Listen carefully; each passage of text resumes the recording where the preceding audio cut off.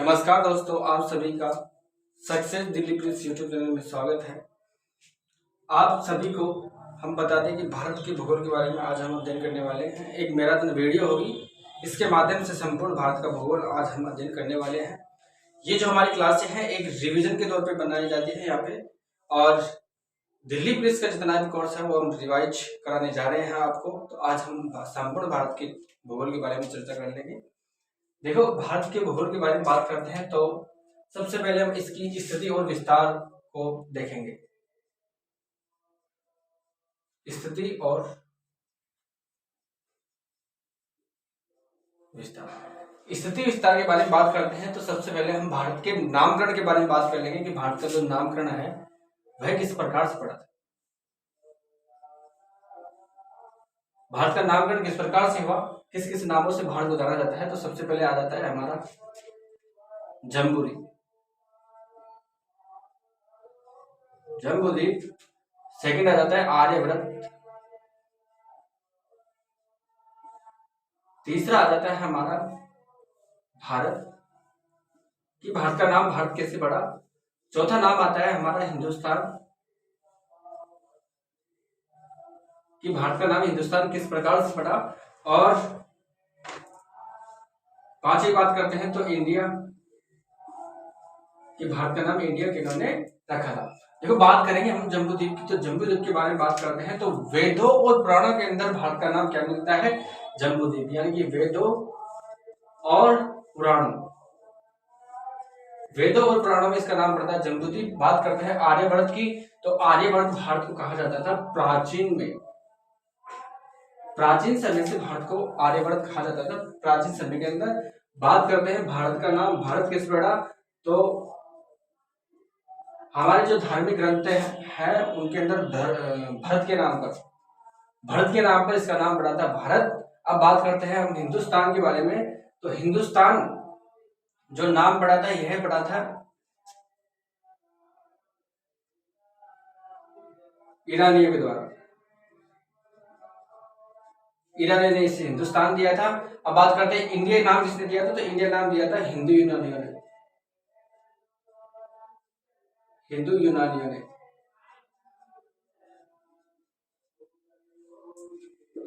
ने भारत को नाम इंडिया कहा था, और हिंदुस्तान ईरानियों ने कहा था। बात करते हैं भारत के नाम पर, तो भरत के नाम पर भारत का भारत नाम पड़ा था। प्राचीन में भारत को आर्यभट्ट कहा जाता है, वेदों और पुराणों में भारत को जम्बूद्वीप कहा जाता है। अब हम इसके नामकरण के बाद हो गई, अब हम इसकी स्थिति और विस्तार के बारे में अब हम बात करते हैं। तो देखो,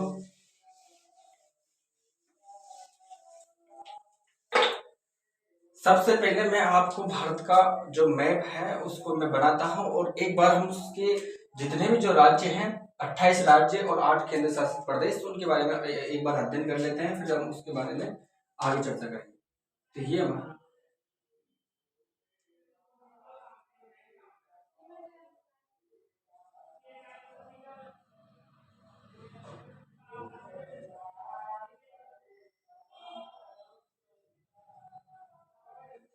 ये हमारा भारत का मैप है।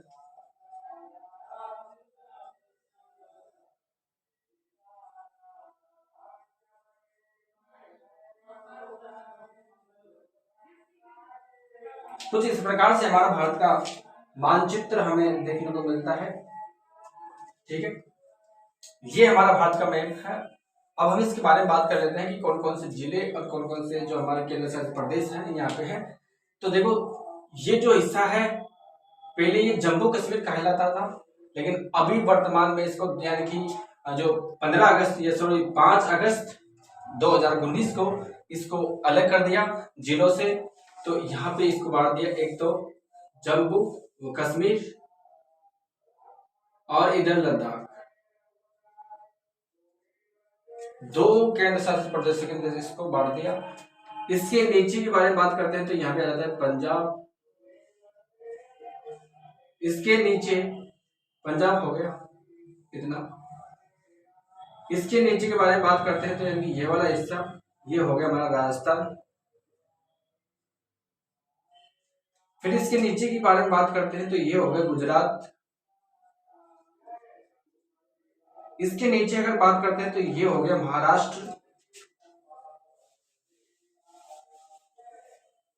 इसके नीचे हम बात करते हैं तो ये हो गया कर्नाटक, और ये हो गया हमारा केरल। अब हम बात करते हैं आगे, तो ये हो गया हमारा आंध्र प्रदेश और तमिलनाडु।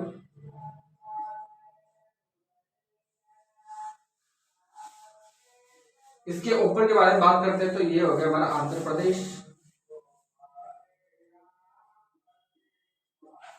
इसके ऊपर बात करते हैं तो ये हो गया हमारा उड़ीसा। इसके ऊपर बात करते हैं तो ये हो गया हमारा पश्चिम बंगाल। इसके आगे हम बात करते हैं तो ये हो गया हमारा मेघालय, और इधर से हम बात करते हैं तो एक ये से इस प्रकार से आकर्षित है तो ये हो गया हमारा त्रिपुरा। इधर हम बात कर लेते हैं नीचे, तो ये हो गया हमारा मिजोरम। इधर हम बात कर लेते हैं मिजोरम के ऊपर, तो ये हो जाएगा हमारा मणिपुर। मणिपुर के ऊपर हम बात कर लेते हैं तो ये हो जाएगा हमारा नागालैंड।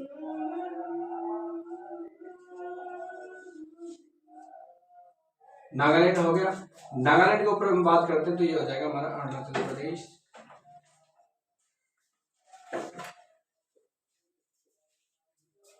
इस कोने की बात करते हैं तो ये हो जाएगा हमारा सिक्किम। यहाँ पे नेपाल की सीमा आती है, और यहाँ पे भूटान। हम बात कर लेते हैं यहाँ पे, तो यहाँ पे हो जाएगा अरुणाचल प्रदेश, उत्तरांचल,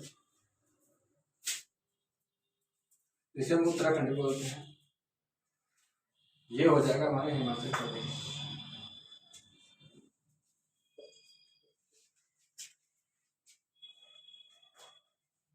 देखो ये भारत के राज्य हैं और कुछ केंद्र शासित प्रदेश हैं जो भारत की सीमा बनाते हैं। जम्मू कश्मीर और लद्दाख जो दो केंद्र शासित प्रदेश हैं, यह सीमा बनाते हैं। ऊपरी पर उसके नीचे आ जाता है पंजाब, उसके नीचे आ जाता है राजस्थान, उसके नीचे आ जाता है गुजरात, और फिर आ जाता है महाराष्ट्र, और महाराष्ट्र और कर्नाटक के बीच में है गोवा। महाराष्ट्र और कर्नाटक के बीच में गोवा, फिर आ जाता है महाराष्ट्र, फिर गोवा, फिर कर्नाटक, फिर केरल, और इधर आ जाता है तमिलनाडु, फिर आंध्र प्रदेश, उड़ीसा, और फिर पश्चिम बंगाल, और फिर मेघालय, त्रिपुरा आ जाता है, मिजोरम आ जाता है, मणिपुर, और इधर हम बात करते हैं किसकी, नागालैंड की, फिर अरुणाचल प्रदेश, सिक्किम, उत्तरांचल और हिमाचल प्रदेश। ये कुछ इस प्रकार से है। और यहाँ पे आ जाता है हमारा असम।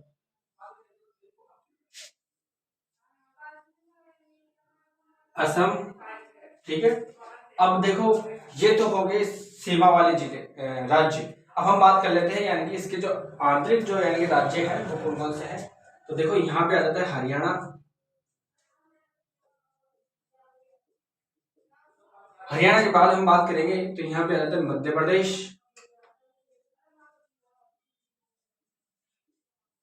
मध्य प्रदेश के बाद अगर बात करते हैं तो इधर से आ जाओ यूपी।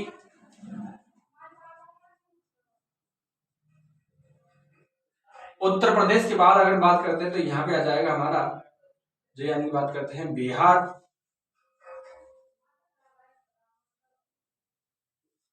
बिहार के बाद करते हैं हम यहाँ पे जो है कि आ जाएगा झारखंड।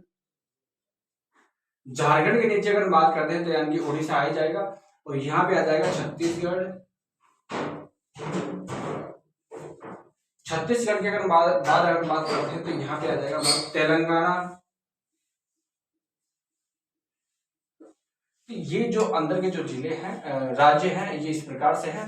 और ये जो भाई जो राज्य है वो मैंने आपको बता दिया। तो कुछ इस प्रकार से आप इनको भरना सीख सकते हो। तो प्रेजेंट में अगर बात करते हैं तो यानी कि जो कुल राज्य है, कुल राज्य 28 है, और केंद्र शासित प्रदेश के बारे में बात करते हैं तो वह है 8। कौन कौन से है देखो आपको मैं बता दूं, जम्मू कश्मीर, लद्दाख, और बीच में है दिल्ली। दिल्ली, ठीक है। फिर आ जाएगा चंडीगढ़, इधर आ जाओ दमन और दीव। फिर इधर आ जाओ कहां पे,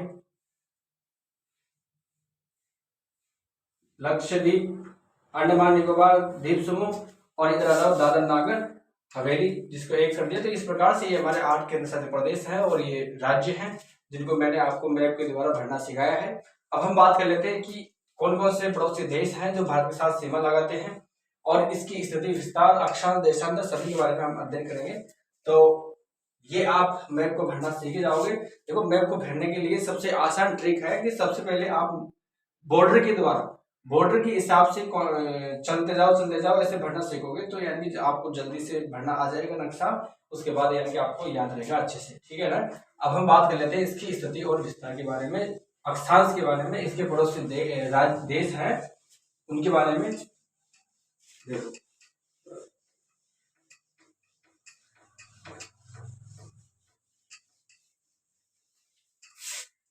अब हम बात करते हैं भारत के पड़ोसी देश और भारत के अक्षांश और देशांतरीय स्थिति के बारे में। अब मैं छोटा सा मैप बना लेता हूँ।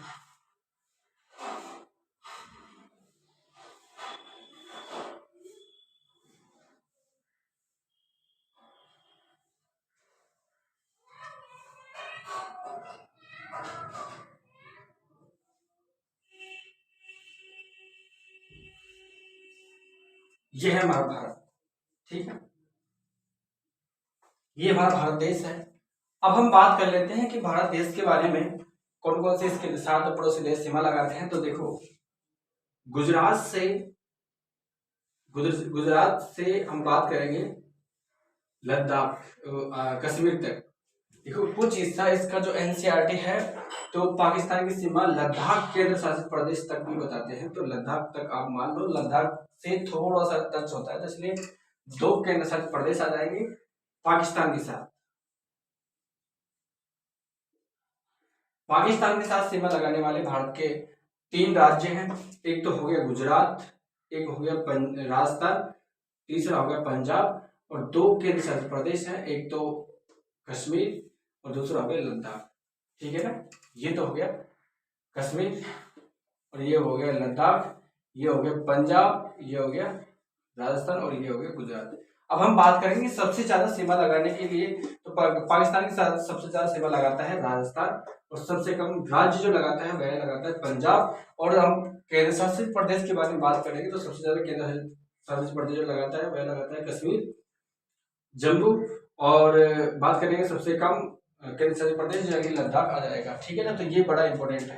तो पाकिस्तान के साथ सीमा लगाने वाले 3 तो ये राज्य हो गए, ठीक है, 3 राज्य और 2 केंद्र शासित प्रदेश, इनको आपको अच्छे से याद रखना है, ठीक है। अब हम बात कर लेते हैं इसके बारे में। पाकिस्तान की जो सीमा लगती है भारत के साथ वह लगती है 3323 किलोमीटर, 3323 इसकी किलोमीटर सीमा लग जाती है। बात करेंगे इसकी राजधानी, पाकिस्तान की राजधानी कौन सी है, तो इस्लामाबाद। इस्लामाबाद किसकी राजधानी, पाकिस्तान की राजधानी है, ठीक है ना। अब हम बात कर लेते हैं किसके बारे में कि पाकिस्तान के साथ जो भारत की जो सीमा लगती है, तो ये सीमा लगती है भारत के साथ, इस सीमा को क्या बोला जाता है, तो इस सीमा को बोला जाता है रेड क्लिफ रेखा, रेड क्लिफ रेखा कहा जाता है, ठीक है ना।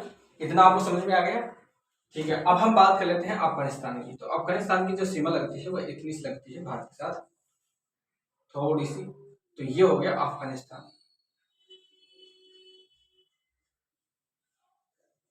देखो, अफगानिस्तान के बारे में बात करेंगे तो अफगानिस्तान की सीमा सिर्फ और सिर्फ लद्दाख जो केंद्र शासित प्रदेश है उससे लगती है। अब हम बात करेंगे कितनी लगती है, तो वह लगती है 106 किलोमीटर, ठीक है।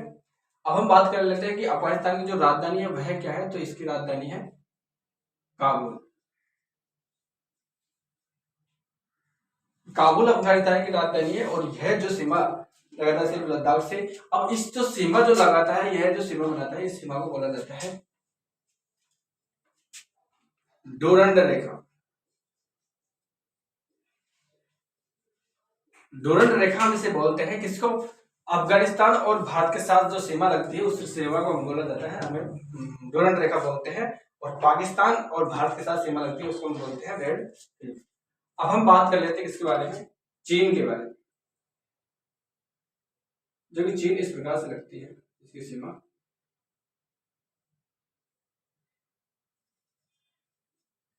चीन की सीमा के बारे में बात करते हैं हम। तो चीन की जो सीमा लगती है 3488 किलोमीटर। अगर हम इसकी राजधानी के बारे में बात करते हैं तो बीजिंग इसकी राजधानी है। चीन की राजधानी बीजिंग है। अगर हम बात करते हैं किसके बारे में कि भारत और चीन के जो साथ जो सीमा लगती है उस सीमा को हम बोलते हैं मैकमोहन रेखा।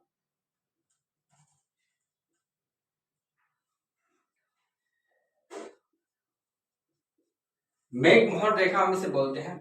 तो ये तो हो गई हमारी चीन और भारत के साथ जो रेखा लगती है उसको मैकमोहन रेखा बोलते हैं। चीन की जो कुल लंबाई है भारत के साथ जो लगती है 3488 किलोमीटर और चीन की राजधानी है बीजिंग। अब हम बात कर लेते हैं कि चीन के साथ सबसे ज्यादा सीमा बनाने वाला राज्य अरुणाचल प्रदेश है, ठीक है। और सबसे कम जो सीमा बनाने वाला जो राज्य है वह है सिक्किम। कौन सा है? सिक्किम। तो ये इस प्रकार से हमारा क्या हो गया? चीन। अब हम बात कर लेते हैं नेपाल के बारे में। नेपाल की जो राजधानी है काठमांडू है। नेपाल की जो सीमा लगती है वह लगती है 1751 किलोमीटर। 1751 किलोमीटर इसकी सीमा लगती है। अब देखो प्राकृतिक सीमा बनाने वाले 3 ही देश है, नेपाल, भूटान और इधर से आ जाएगा हमारा कौन सा? बांग्लादेश, जो कि हमारे देश से प्राकृतिक सीमा लगाता है। अब देखो आप प्राकृतिक सीमा लगाने वाले यही देश है। अब हम बात करते हैं किसके बारे में? भूटान के बारे में बात करते हैं। देखो भूटान जो देश है इसकी जो सीमा है भारत के साथ लगाने वाली 699 किलोमीटर, ठीक है। और जो भूटान की जो राजधानी है वह है थिम्पू। थिम्पू इसकी राजधानी है, भारत के साथ सीमा लगाता है। अब भूटान देश से भारत के जो राज्य हैं वह 3 राज्य सीमा लगाते हैं। एक तो सिक्किम और एक हो गया हमारा क्या? पश्चिम बंगाल और एक हो जाएगा हमारा असम। ये जो 3 देश हैं, 3 जो राज्य हैं वो सीमा लगाते हैं, सॉरी। और एक अरुणाचल प्रदेश, यानी कि 4 राज्य हो गए। अब हम बात करते हैं इसके बारे में, म्यांमार के बारे में। म्यांमार की जो राजधानी के बारे में बात करते हैं तो वह है नायपितो। नायपितो इसकी राजधानी है। बात करते हैं कि भारत के साथ जो सीमा बनाती है म्यांमार, तो वह है 1643 किलोमीटर। और हम बात करेंगे इसके बारे में कि ये जो म्यांमार है सबसे ज्यादा सीमा किसके साथ बनाता है? तो यह बनाता है सबसे ज्यादा इधर से हमारे अरुणाचल प्रदेश के साथ ही, ठीक है। अब यहाँ पे हमारा जो देश है वह आ जाएगा बांग्लादेश।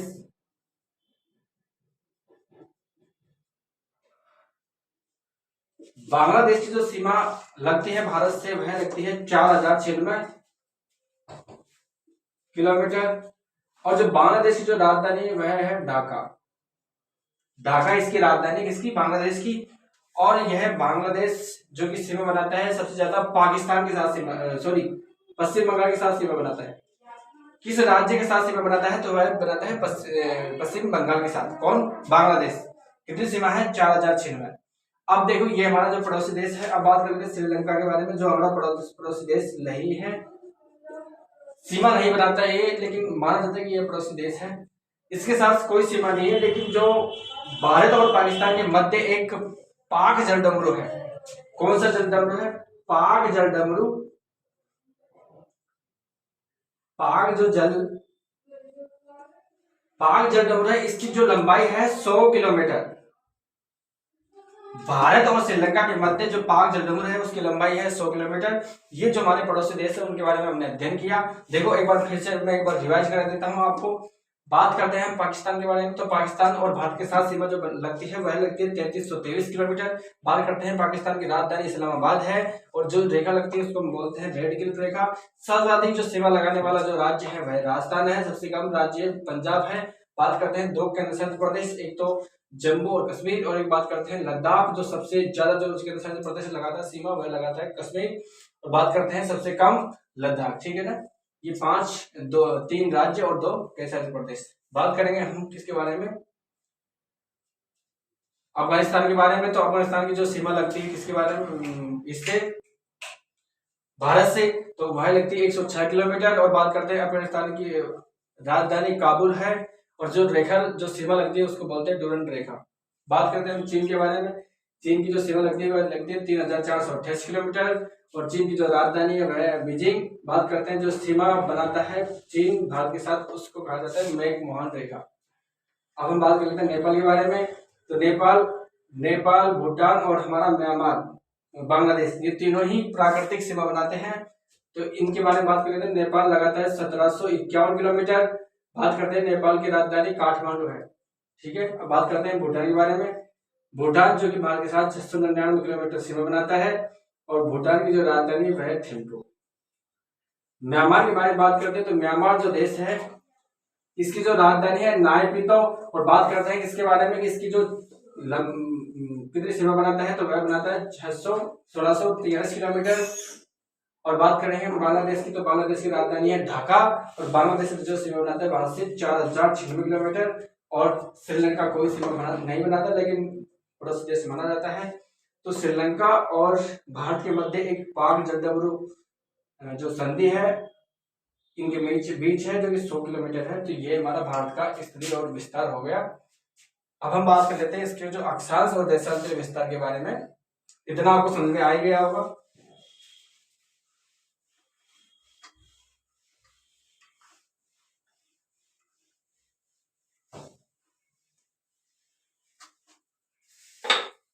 आप देखो वापस से मैं बना लेता हूँ भारत।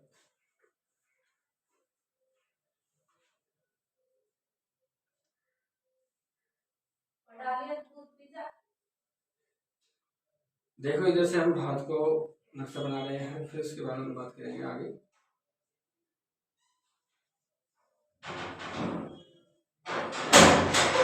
देखो ये हमारा भारत का मानचित्र है। अब हम बात कर लेते हैं कि भारत का जो अक्षांश और विस्तार है उसको बारे में हम एक बार अध्ययन कर लेते हैं। तो भारत का जो अक्षांश से विस्तार है, अक्षांश के बारे में हम बात कर लेते हैं। अक्षांश हम किन्हें कहेंगे, तो इधर देखो एक बार, ये जो हमारी पृथ्वी है, पृथ्वी के ऊपर पूर्व से पश्चिम की तरफ खींची गई काल्पनिक रेखाएं, या फिर पश्चिम से पूर्व की तरफ जो खींची गई काल्पनिक रेखाएं हैं उन्हें हम अक्षांश बोलते हैं। और जो देशांतर है उन्हें हम बोलते हैं कि उत्तर से दक्षिण की तरफ खींची गई काल्पनिक रेखाएं, जिन्हें हम देशांतर बोलते हैं। तो ये तो हो गई आड़ी वाली रेखा, हो गई हमारी क्या, अक्षांश। और बात करते हैं हम खड़ी वाली रेखा, हो गई देशांतर। अब जो हमारे भारत की स्थिति है, इस पृथ्वी के अंदर यानी कि इस भाग पर है, इस वाले भाग पर भारत की स्थिति है। यानी कि बात करें हम, ये तो हो गया उत्तर, ये हो गया दक्षिण, ये हो गया पश्चिम, ये हो गया पूर्व। तो यानी कि भारत की जो स्थिति है इस उत्तर और पूर्व के मध्य है। तो यानी कि हम बात करेंगे कि भारत की स्थिति विश्व के संदर्भ में उत्तर पूर्व की दिशा में है। तो यानी कि ये उत्तर पूर्व की दिशा की तरफ हो जाएगा। ठीक है ना। तो यानी ये अक्षांश और देशांतर है, जिसको मैंने आपको समझा। अब बात करें अक्षांश के बारे में, तो भारत का अक्षांश जो यानी कि है 8,4 से 37,6, 8,4 से 37,6 है। अगर बात करेंगे हम जो है दक्षिणतम बिंदु, तो वह है 6:45, 6°45 मिनट, क्योंकि मैं आपको नीचे समझाऊंगा किस प्रकार से है। तो ये तो है उत्तरी अक्षांश। अब हम बात करें देशांतर के बारे में, तो देशांतर है हमारा 68,7 से 97,25, 68,7 से 97,25 पूर्वी देशांतर, इस प्रकार से है।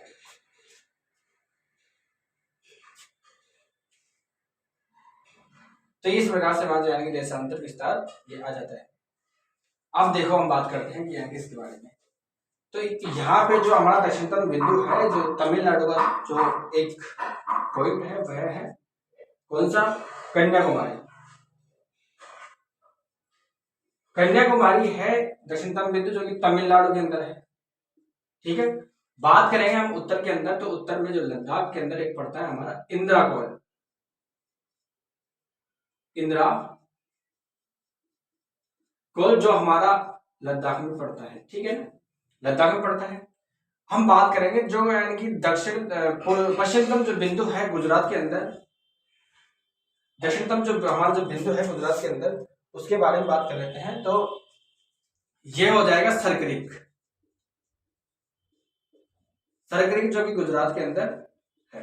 हम बात कर लेंगे हमारे पूर्वतम बिंदु की जो अरुणाचल प्रदेश में पड़ता है, और वह है वालांगो। कौन सा है? वालांगो, जो कि हमारा अरुणाचल प्रदेश में पड़ता है।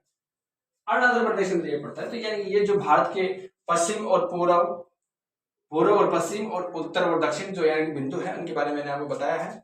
अब देखो, जो हमारा एक और पॉइंट रह जाता है, जो दक्षिणतम बिंदु है, ये अंडमान निकोबार द्वीप समूह, अंडमान निकोबार द्वीप समूह, इसके अंदर जो यानी कि हमारा एक पॉइंट पड़ता है, वह पड़ता है इंदिरा पॉइंट। इंदिरा पॉइंट है, जिसका अब हम बात कर लेंगे इसके यानी अक्षांश की। सबसे पहले हम बात करते हैं अक्षांश से विस्तार। तो देखो, इंदिरा पॉइंट से अगर बात करते हैं, भारत के दक्षिणतम बिंदु से बात करते हैं, तो यह आ जाता है 6 डिग्री 45 मिनट, ठीक है।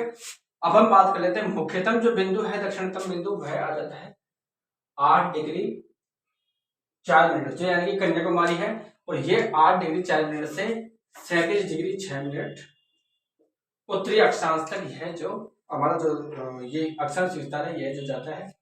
अब हम बात करते हैं किसके बारे में, जो हमारा देशांतर विस्तार है, वह है 68 साल से 97-25 मिनट। तो ये हमारा यानी कुछ इस प्रकार से उत्तर से दक्षिण यानी कि जो ये अक्षांश विस्तार है। दक्षिणतम बिंदु की बात करते हैं तो वह 6:45 से आ जाएगा, जो कि इंदिरा पॉइंट एक मुख्य बिंदु है। बात करेंगे हम मुख्यतम दक्षिण बिंदु यानी कि कन्याकुमारी है, यह 8/4 से 37 है, जो कि इंदिरा पॉइंट तक है। बात करेंगे पश्चिम देशांतर विस्तार की, तो 68 साल से 97-25, जो यानी कि इधर से सरक्रिक और उधर से वालांगो। अब हम बात कर लेते हैं भारत के उत्तर से दक्षिण की लंबाई। भारत के उत्तर से दक्षिण की लंबाई बात करते हैं तो यानी 3214 किलोमीटर है। और इसके बारे में बात करेंगे हम पूर्व से पश्चिम की जो लंबाई है, यह है 2933 किलोमीटर। 2933 किलोमीटर पूर्व से पश्चिम की इसकी लंबाई है।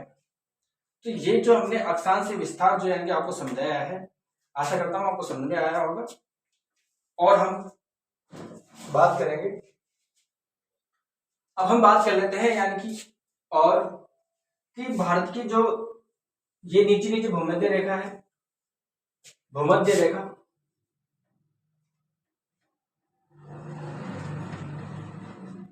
भूमध्य रेखा के बारे में बात करते हैं, या फिर 0 डिग्री अक्षांश रेखा के बारे में हम बात कर लेते हैं। इससे जो भारत का दक्षिणतम बिंदु है, कौन सा? इंदिरा पॉइंट। ये जो इंदिरा पॉइंट है, इस भूमध्य रेखा से कितनी दूरी पर है? तो यह है 876 किलोमीटर। 876 किलोमीटर जो है दक्षिणतम भूमध्य रेखा है, इससे जो भारत का दक्षिणतम बिंदु इंदिरा पॉइंट है, ये 876 किलोमीटर दूर है। अब हम बात कर लेंगे कि भारत से यानी कि कर्क रेखा गुजरती है, जो 23.5 डिग्री उत्तरी अक्षांश से गुजरती है। उसके बारे में मैं आपको एक बार बात कर लेता हूं, इसको मैं एक बार मिटा देता हूं, ठीक है।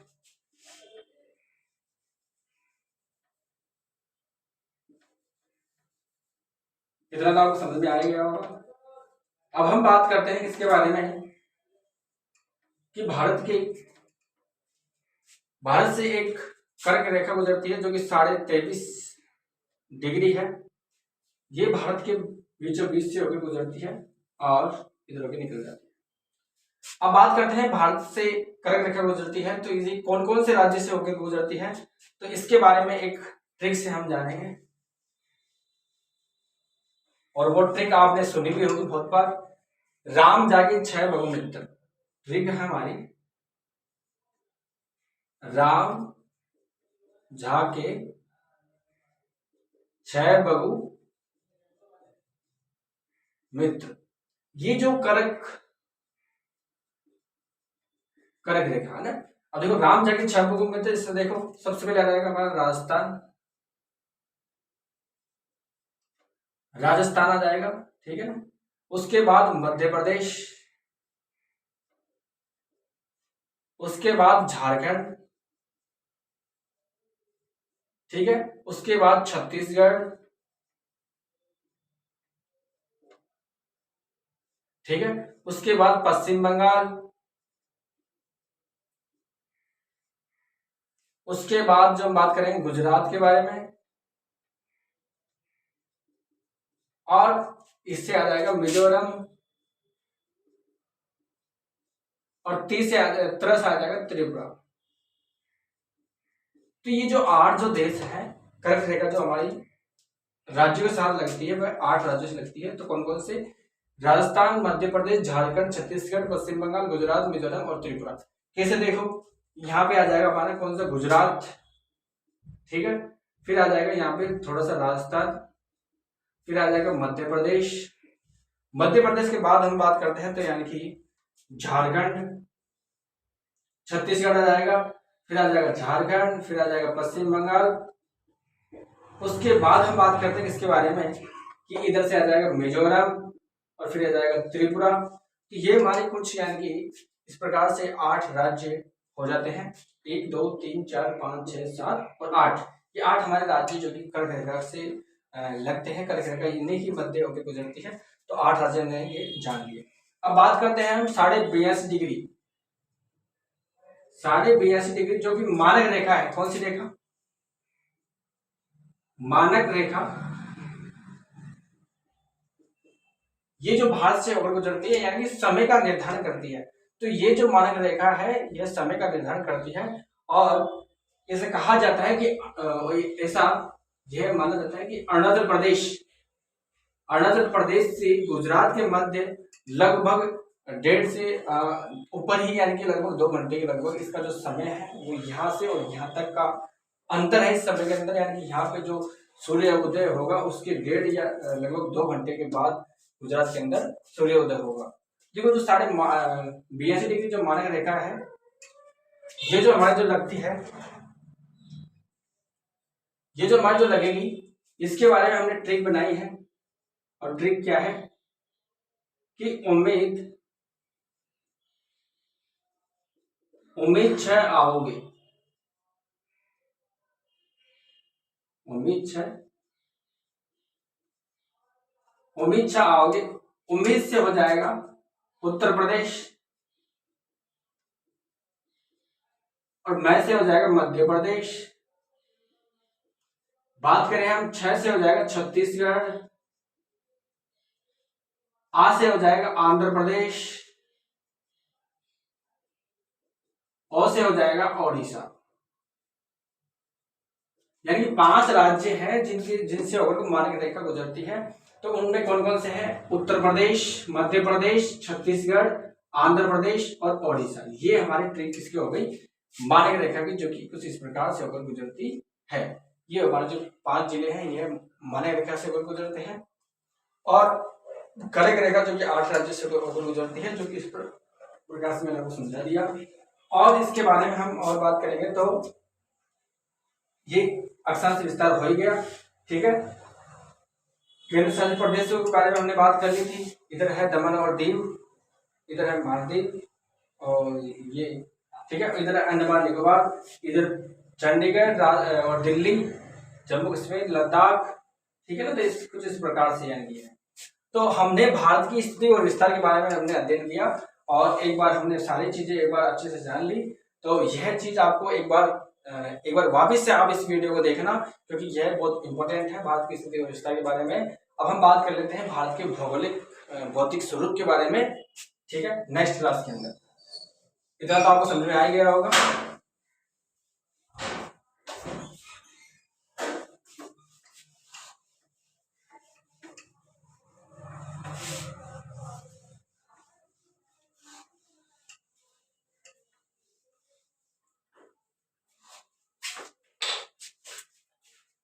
आपको वीडियो अच्छी लगी हो तो इसे लाइक और सब्सक्राइब चैनल को कर लें, और इसे शेयर जरूर करें। धन्यवाद।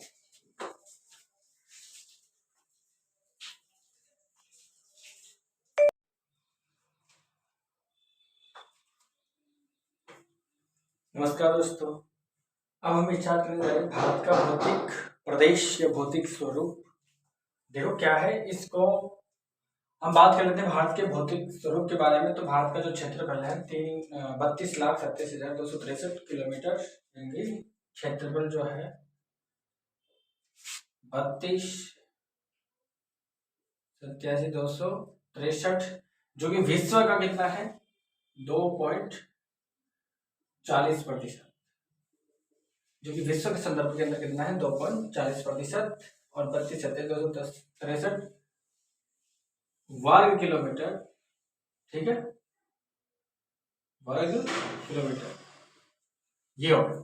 अब देखो जो ये जो हमारा क्षेत्रफल है, भारत का क्षेत्रफल, उस क्षेत्रफल के बारे में बात करते हैं। तो उस क्षेत्रफल में जो भौतिक प्रदेश के अंदर पर्वत आते हैं, उन पर्वतों का जो यानी कि हिस्सा है 10.41% हिस्सा जो यानी कि पर्वतों का जाता है। ठीक है ना, भौतिक प्रदेश के अंदर बात करेंगे हम पहाड़ियों के बारे में। तो इस जो क्षेत्रफल है जो हमारा, इस क्षेत्रफल का कितना हिस्सा आ जाता है, तो यानी कि वह आ जाता है 18.5 जो प्रतिशत है इस क्षेत्रफल का, जो यानी कि हमारा पहाड़ी है, पहाड़ी क्षेत्र के अंदर आ जाता है। अब बात करेंगे हम यानी कि पठार के अंदर, तो जो ये क्षेत्रफल है, इस क्षेत्रफल का यानी कि 27.7% हिस्सा जो यानी कि पठार के अंदर है, वह आ जाता है इस भौतिक प्रदेश के अंदर। देखो भारत की क्षेत्रफल जो यानी कि है 32,87,263 वर्ग किलोमीटर, और प्रतिशत के अंदर बात करेंगे तो यानी कि विश्व के संदर्भ के अंदर 2.40% है। अब बात करेंगे हम विश्व के संदर्भ के अंदर ही अगर बात करें हम, जो जनसंख्या है वो 17.5 लगभग है। अगर बात करेंगे तो यानी कि 121 करोड़, जो 2011 की जनगणना के अनुसार था, 2011 की जनगणना से है। ठीक है ना। अब देखो हमने बात की पर्वत के बारे में, तो पर्वत 10.41% है पूरे क्षेत्रफल के अंदर, पहाड़ी है 18.5% पूरे पहाड़ी के अंदर क्षेत्रफल के अंदर, और पठार है 27.7 पूरे क्षेत्रफल के अंदर। ठीक है ना। अब हम इस भौतिक प्रदेश को 5 भागों में डिवाइड करेंगे, 5 भागों में से बांटते हैं। सबसे पहला जो यानी कि हमारा जो भाग आ जाता है, वह आ जाता है उत्तरी पर्वतीय क्षेत्र, यानी कि उत्तर का जो हिस्सा है उसके जो पर्वतीय जो क्षेत्र है उसके बारे में बात करेंगे। ठीक है ना। फिर आ जाता है उत्तरी विशाल मैदान, उत्तर के अंदर जो विशाल मैदान है उनके बारे में बात करेंगे। फिर आ जाता है हमारा प्रायद्वीपीय पठार आ जाता है, उसके अंदर बात करेंगे। फिर आ जाता है जो हमारा दक्षिणतम जो यानी कि भारत का जो तटीय क्षेत्र है, उस तटीय मैदान के बारे में अध्ययन करेंगे। फिर हम बात करेंगे द्वीप भाग, जो द्वीप के अंदर जो द्वीपीय जो भाग है उसके अंदर। देखो उत्तरी पर्वतीय क्षेत्र के अंदर हम बात करेंगे तो ट्रांस हिमालय के बारे में हम बात करेंगे, महान हिमालय के बारे में बात करेंगे, लघु हिमालय के बारे में बात करेंगे, शिवालिक हिमालय बात करेंगे।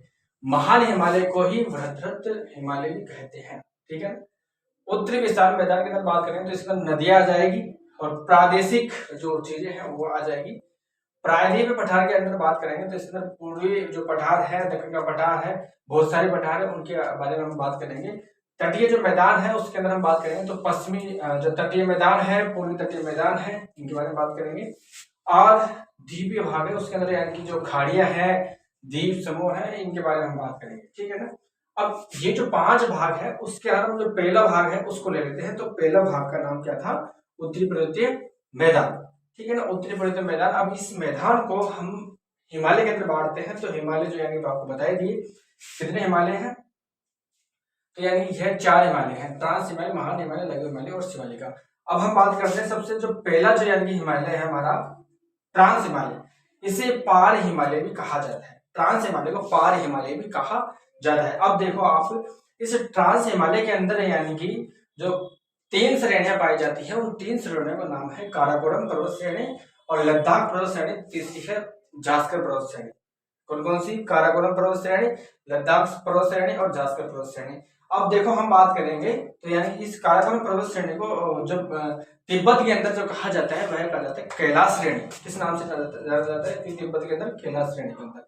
अब देखो इस काराकोरम पर्वत श्रेणी के अंदर यानी कि भारत की सबसे जो ऊंची जो पर्वत चोटी है वह है यानी केटू को हम बोलते हैं गॉडविन ऑस्टिन हम बोलते हैं केटू, जो कि कहां पर है, काराकोरम पर्वत श्रेणी, जो कि लद्दाख के अंदर है। कहां पर है, लद्दाख के अंदर, जम्मू कश्मीर का हिस्सा था पहले। ठीक है ना। अब देखो आप देखो इसको इस काराकोरम पर्वत श्रेणी के में 4 ग्लेशियर पाए जाते हैं। कितने ग्लेशियर पाए जाते हैं? 4 ग्लेशियर। उन चारों ग्लेशियर के जो नाम है सियाचिन ग्लेशियर, हिस्पर ग्लेशियर और वियाको ग्लेशियर और बाल्टोरा ग्लेशियर यानी कि ये चारों ग्लेशियर हैं जो यानी किस पर पाए जाते हैं? कौन सी पर्वत श्रेणी पर? काराकोरम पर्वत श्रेणी पर। ठीक है ना। बात करेंगे लद्दाख पर्वत श्रेणी के अंदर, तो लद्दाख पर्वत श्रेणी के अंदर बात करेंगे सबसे पहले 2 नदी आ जाती है। कौन सी? एक तो श्योक नदी और एक सिंधु नदी।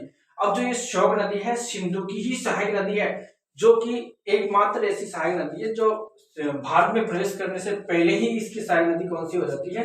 श्योक नदी, जो यानी कि तिब्बत से निकलती है। ठीक है ना। अब बात करते हैं सिंधु नदी के उद्गम के बारे में, तो लद्दाख और जास्कर पर्वत श्रेणी के मध्य से सिंधु नदी निकलती है, तो ये सिंधु नदी के बारे में बात होगी। अब हम बात कर लेते हैं इसके बारे में, जो दूसरा इंपॉर्टेंट यानी कि जो पर्वत हिमालय आ जाता है हमारा, कौन सा? महान हिमालय। महान हिमालय को हम बोलते हैं वृहद हिमालय, और इसके बारे में बात करेंगे तो इस वृहद हिमालय की जो ऊंचाई है 6000 मीटर की लगभग इसकी जो यानी ऊंचाई है, कौन सी? महान और वृहद हिमालय के बारे में। अब देखो इसे यानी कि इस पर जो यानी कम वो प्रमुख जो यानी पर्वत है, इसको देखो नंगा पर्वत। इसकी जो यानी कि लंबाई है उसके बारे में बात करेंगे तो नंगा पर्वत जो जम्मू कश्मीर के अंदर है, नंगा पर्वत से लेकर के नामचा पर्वत जो अरुणाचल प्रदेश के अंदर पड़ता है, वहां तक इसकी कुल लंबाई है, वहां तक ये विस्तारित है। इस महान हिमालय के बारे में बात कर रहे हैं हम। ठीक है ना। आप देखो हम बात करेंगे इसकी जो प्रमुख जो चोटियां हैं उनके बारे में बात करेंगे, तो इसमें प्रमुख चोटियां नंगा पर्वत आ जाती है, जिसकी ऊंचाई है 8126 मीटर। बात करेंगे कि कामेर की जो इसकी ऊंचाई है 7757 मीटर। बात करेंगे नंदा देवी के बारे में, तो इसकी जो यानी ऊंचाई है 7817 किलोमीटर मीटर। बात करेंगे माउंट एवरेस्ट की, जो यानी कि विश्व की सबसे बड़ी चोटी, और जो हमारे इसमें पड़ती है नेपाल के अंदर सबसे बड़ी चोटी।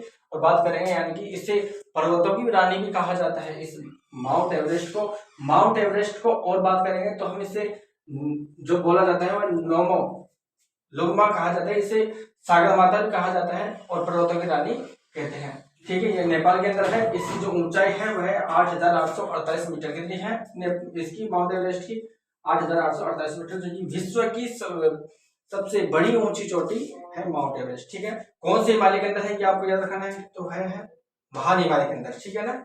अब हम बात करेंगे इस महान हिमालय, इस वृहद हिमालय के बारे में, तो इसमें प्रमुख जो यानी दर्रे आ जाते हैं उसके बारे में बात कर लेते हैं। देखो बुर्जिला दर्रा और जोजिला दर्रा, जो कि कश्मीर के अंदर पड़ता है। कहाँ पे पड़ता है? कश्मीर के अंदर। कौन कौन से? बुर्जिला और जोजिला।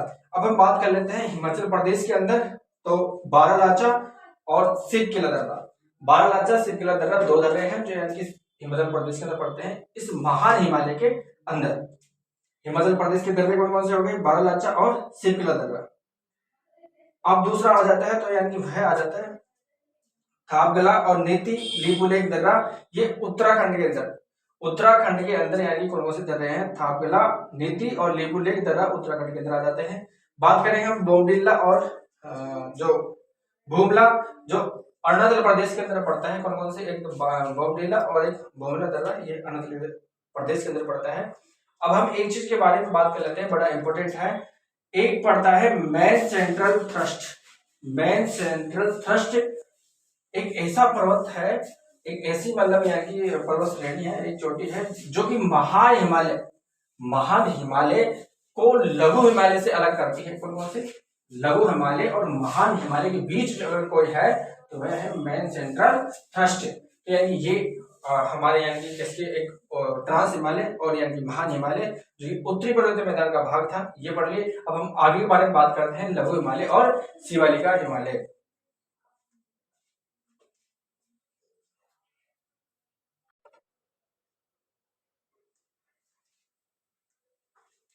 देखो अब आगे आ जाता है हमारा मध्य हिमालय। मध्य हिमालय का अगर बारे में बात करेंगे तो इसका उपनाम है हिमाचल हिमालय, पीर पंजाल हिमालय, धौलाधर हिमालय और नागरिबा हिमालय और महाभारत श्रेणी। देखो पीर पंजाल तो इसे जम्मू कश्मीर में कहा जाता था। ठीक है। धौलाधार इसे कहा जाता था हिमाचल प्रदेश में, और इसे नागरिबा कहा जाता है, यह कहा जाता है उत्तराखंड के अंदर। और महाभारत जो श्रेणी है, यह श्रेणी कहा जाता है इसे नेपाल के अंदर, नेपाल, ठीक है ना। ये इसको इस नाम से जाना जाता है। जो इसकी चौड़ाई है 80 से 100 किलोमीटर इसकी मतलब यानी ये चौड़ाई है। और इसकी ऊंचाई के बारे में बात करते हैं तो 1800 से 3000 मीटर इसकी ऊंचाई है, ठीक है ना। इसके अंदर देखो पीरपंजाल जो एक दर्रा है, वो इसमें एक कश्मीरी घाटी के अंदर पीरपंजाल दर्रा है। इस पीरपंजाल दर्रे के बारे में बात करते हैं तो इसकी जो ऊंचाई है 3494 मीटर। और दूसरा दर्रा रहता है हमारा बनियाल दर्रा, जिसकी ऊंचाई है 2832 मीटर की ऊंचाई है। इसके जो घास के मैदान हैं उनको मुख्यतः रूप से मर्ग कहा जाता है, जैसे गुलमर्ग और सोनमर्ग। अब हम उत्तराखंड के अंदर बात करते हैं तो इन्हीं घास के मैदानों को बुग्याल और पयाल कहा जाता है उत्तराखंड के अंदर। नेपाल और कांगड़ा व कुल्लू घाटियां ये सभी मध्य हिमालय के में पाई जाती है, ठीक है ना। अब जो हमारा चौथा जो हिमालय आ जाता है वह आ जाता है शिवालिक हिमालय। इसके उपनामों के बारे में बात करते हैं तो ब्राह्य हिमालय और इसे नदीय हिमालय भी कहा जाता है, जिसमें बहुत सारी नदियां निकलती है, जैसे यानी कि तीस्ता नदी हो गई और वो हाँ इस प्रकार से हो गई। अब इसकी ऊंचाई के बारे में बात करते हैं तो यानी कि ये 850 मीटर से 1200 मीटर ऊंचाई पर स्थित है। तो ये हमारे कुछ यानी कि पहला जो यानी कि उत्तरी पर्वतीय मैदान है वह भाग हो गया, पर्वतीय प्रदेश वह भाग हो गया, और चारों हिमालय के बारे में बात की। अब हम बात करेंगे सेकंड वाले भाग के अंदर।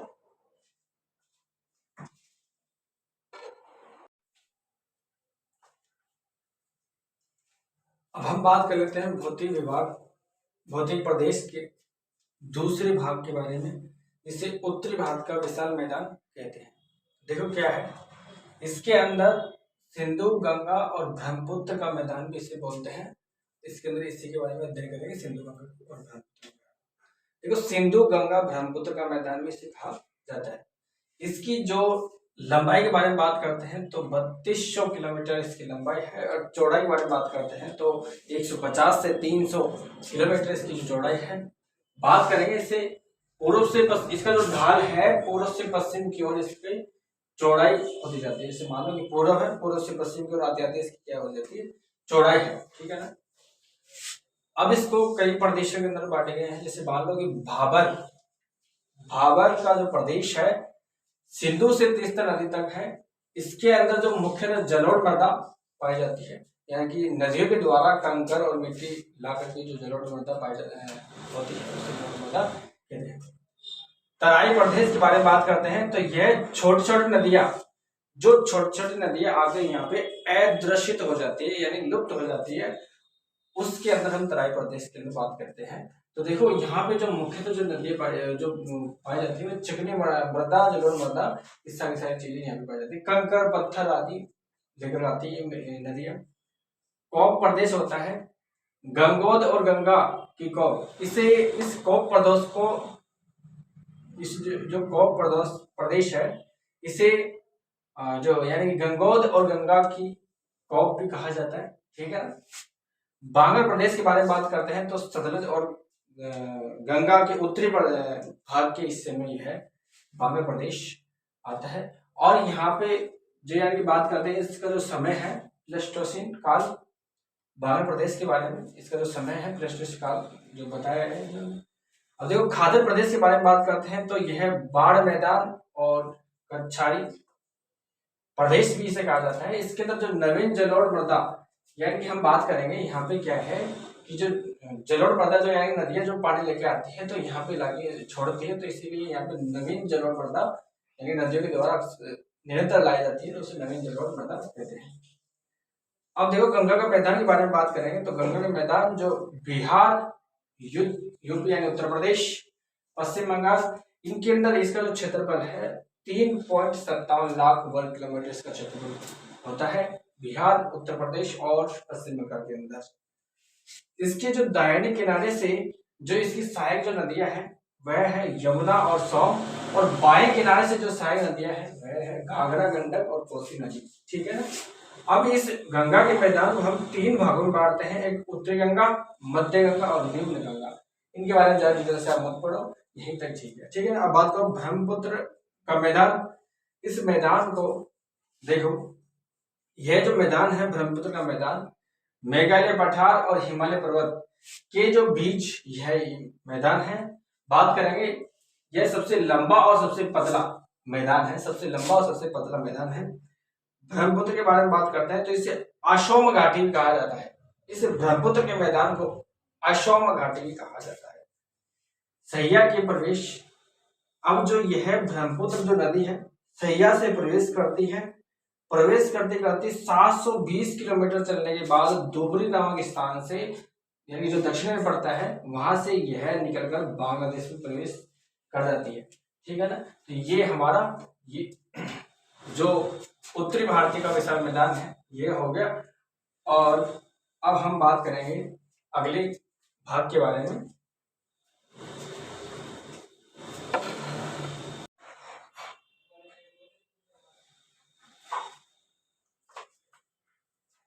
अब हम बात करते हैं तीसरे भाग के बारे में, प्रायद्वीपीय पठार। तो इसमें सबसे पहले जो है कि मेवाड़ का पठार आ जाता है, जो अरावली के दक्षिण पूर्व में स्थित है, जिसके अंदर मुख्य जो राज्य आते हैं राजस्थान, मध्य प्रदेश और गुजरात।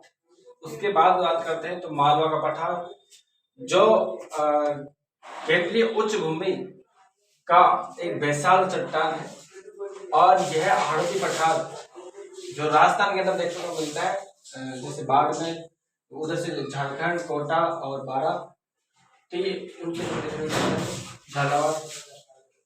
बुंदेलखंड के बारे में बात करते हैं तो बुंदेलखंड का पठार जो ग्रेनाइट और नीस चट्टानों से,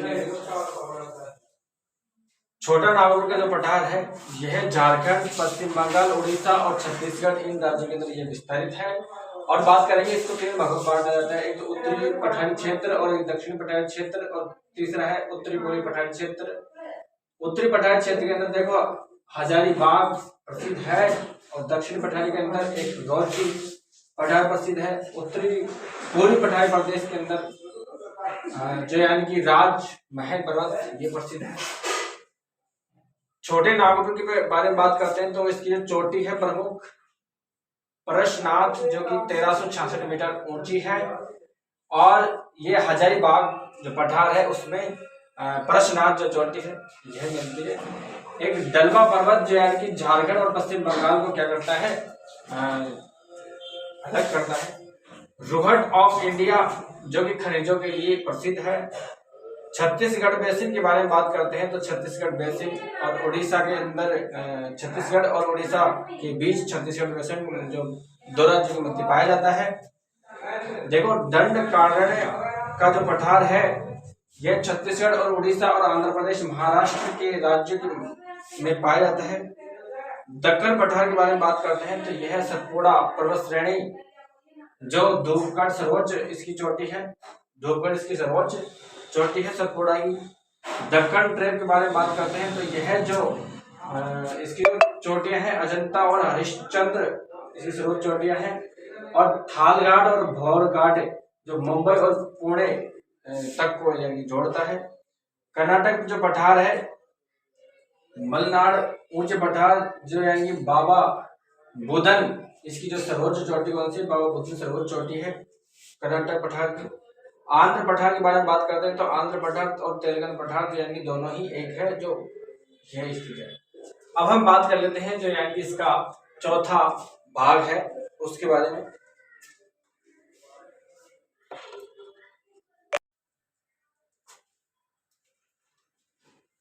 नमस्कार दोस्तों, अब हम स्टार्ट करने जा रहे हैं जो हमारा भारत का भौतिक प्रदेश चल रहा था उसके भाग नंबर 4 के बारे में, जिसमें आता है तटीय मैदान। तटीय मैदानों की अगर हम बात करते हैं तो इसको 2 भागों में डिवाइड करके हम पढ़ते हैं। एक तटीय भाग होगा हमारा पश्चिमी तट और एक होगा पूर्वी तट। पश्चिमी तट के बारे में बात करते हैं तो यह जो कि गुजरात से नीचे वाला हिस्सा है और केरल तक इसके अंदर हम बात करेंगे। और जब पूर्वी जो घाट है उसके अंदर बात करते हैं हम पश्चिम बंगाल के एक गंगा सागर है वहां से, जहां पर गंगा नदी जो डेल्टा बनाती है, तो वहां से हम बात करेंगे और कन्याकुमारी तक हम बात करेंगे। तो देखो हम बात करते हैं इसके बारे में। पहला जो घाट है पश्चिमी जो तटीय मैदान है उसके बारे में बात करते हैं। तो इसको जो यानी कि क्या बोलते हैं, 4-5 यानी कि इसके बारे में बात करते हैं भाग के बारे में। पहला आ जाता है गुजरात मैदान, जो कि गुजरात के अंदर पड़ता है। और उसके बाद बात करते हैं तो इस गुजरात ही मैदान को हम बोलते हैं काठियावाड़। काठियावाड़ का जो मैदान है हम इसे ही बोलते हैं। देखो कोंकण तट के बारे में बात करते हैं तो कोंकण तट है जो है वह महाराष्ट्र के अंदर है। कहां पर है? महाराष्ट्र के अंदर है। अब इस कोंकण तट के बारे में हम बात कर लेते हैं। तो देखो यहाँ पे कुछ प्रमुख जो यानी कि घाट आते हैं, जैसे एक हो गया थाल घाट, एक हो गया थाल घाट, दूसरा हो गया यहाँ पे भोर घाट, ठीक है, और तीसरा हो गया यहाँ पे कौन सा, पार घाट। ये इसके प्रमुख घाट है, किसके? महाराष्ट्र के कोंकण तट के प्रमुख ये घाट आ जाते हैं यहाँ पे। देखो फिर हम बात करते हैं किसके बारे में, कन्नड़ तट के बारे में। तो कन्नड़ तट के बारे में हम बात करते हैं तो इसके बारे में कुछ विशेष जो है तट आ जाते हैं। इसमें एक तो आ जाता है कुम्भरेली और एक आ जाता है अम्बुले। इसके जो प्रमुख तट है किसके, कर्नाटक के, कौन कौन से है? एक तो कुम्भरेल और एक है अम्बुले। ये इसके प्रमुख तट आ जाते हैं। अब हम बात करते हैं इसके बारे में मालाबार तट, जो कि केरल के अंदर है। इसमें भी प्रमुख जो तट आते हैं उनमें से है एक तो पाल तट और एक है सैन तट, सैन घाट और पाल घाट। इसके बारे में बात करते हैं तो ये कुम्भरेल जो घाट है और अम्बुल घाट कहां पर है? कर्नाटक के अंदर, जो कि कन्नड़ तट के अंदर आता है। थाल घाट और भोर घाट है जो कि महाराष्ट्र के अंदर आता है। तो ये इनके प्रमुख क्या है, घाट है। अब बात करते हैं इसकी जो प्रमुख जो विशेषता है पश्चिमी तटीय मैदान की। यहाँ पे क्या है कि चौड़ाई कम होती है, किसकी? नदियों की चौड़ाई कम होती है। और जो ये तटीय मैदान है उसके बारे में बात कर रहे हैं तो यहाँ की जो नदियां हैं उनकी चौड़ाई कम होती है। और जो नदियां हैं एस्चुरिये उसका निर्माण करती है, एस्चुरी का निर्माण करती है। और यहाँ पे जो लेगुन झीलें हैं, अब देखो लेगुन झीलें जो केरल है उसकी जो सारी जो झीलें हैं उनको हम लेगुन झीलें करेंगे। उनके अंदर जो यानी कि एक विशेष जो नाम आता है तो वह आता है कयाल का। कयाल जो झील है, झीलों के ही नाम को एक विशेष रूप से एक कयाल झील है। वहां से क्या होता है कि बेम्बानाद है, बेम्बानाद जो है झील है, वहां से NH-47A नेशनल हाईवे 47A, जिसके अंदर क्या होता है कि जो ये भारत का सबसे छोटा नेशनल हाईवे है, इसके बारे में बात करते हैं तो यह 7 ही किलोमीटर है। 7 किलोमीटर का यह नेशनल हाईवे है 47A। हम बात करते हैं पश्चिमी तटीय मैदान के बारे में। तो यहाँ पे देखो बात चल रही है तो इसकी जो अगर लगभग लंबाई के बारे में बात करते हैं तो ये 1840 किलोमीटर की इसकी जो लंबाई है वह आ जाती है। तो ये जो प्रमुख विशेषता है पश्चिमी तटीय मैदान की, इसके बारे में हमने जान लिया। अब देखो पूर्वी तटीय मैदान के बारे में बात करते हैं। तो पूर्वी तटीय जो मैदान है इसका जो शुरुआत जो होती है उत्तर के बारे में, तो उत्तर से यह गंगा सागर पश्चिम बंगाल के अंदर पड़ता है, वहां से ये स्टार्ट होती है। और हम बात करते हैं तो गंगा के जो यानी कि डेल्टा का जो निर्माण करती है, गंगा का मतलब यानी कि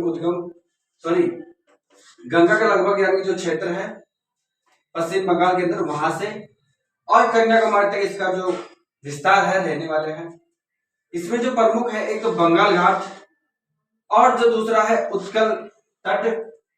बंगाल तट हो गया, एक उत्कल तट हो गया। उत्कल जो तट है इसको उत्तरी सागर भी तट भी बोला जाता है। उत्कल तट को उत्तरी सागर तट भी बोला जाता है। फिर उसके बाद आ जाएगा आंध्र तट, ठीक है। उसके बाद आ जाएगा तमिलनाडु तट, जिसको कोरोमंडल तट भी कहा जाता है। कोरोमंडल तट जो यानी कि महत्वपूर्ण पूर्वी तट के बारे में एक महत्वपूर्ण कोरोमंडल तट हो जाता है।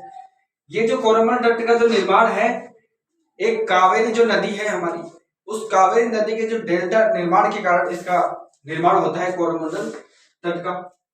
उसके बाद देखो इसकी जो प्रमुख जो झीलें हैं, किसकी? पूर्वी तटीय मैदान की जो प्रमुख झीलें हैं उसमें चिल्का झील आ जाती है। चिल्का झील कहाँ है? तो चिल्का झील ओडिशा के अंदर है। कोलेरू जो झील आ जाती है यह आंध्र प्रदेश के अंदर आती है। और पुलिकट जो झील है यह जो आ जाती है हमारी कहाँ पे, तमिलनाडु के अंदर आ जाती है।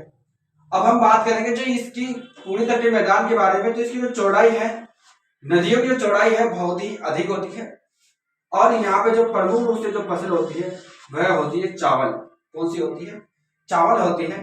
तो ये हमारा तटीय मैदान के बारे में कुछ महत्वपूर्ण जो बिंदु है ये यही है।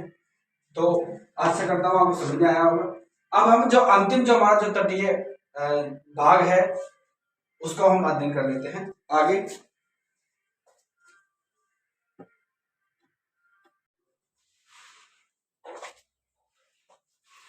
नमस्कार दोस्तों, अब हमारा जो अंतिम जो भौतिक भूगोल का, भारत के भौतिक भूगोल का जो अंतिम भाग था द्वीप समूह, उसके बारे में हम चर्चा कर लेते हैं। द्वीप समूह के बारे में बात करते हैं। तो अब देखो भारत के अंदर यानी कुल कितने द्वीप समूह हैं ये फिर हो सकते हैं। तो वैसे तो 247 द्वीप समूह है, लेकिन कुछ कुछ किताबें 1000 भी बताती है लगभग।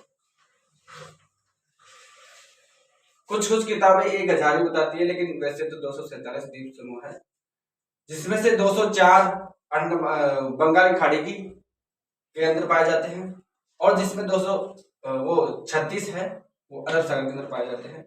यानी 204 बंगाल की खाड़ी और 36 अरब सागर, ऐसे मिला के 247। लेकिन कुछ कुछ किताबें 1000 भी इनकी संख्या बताती है।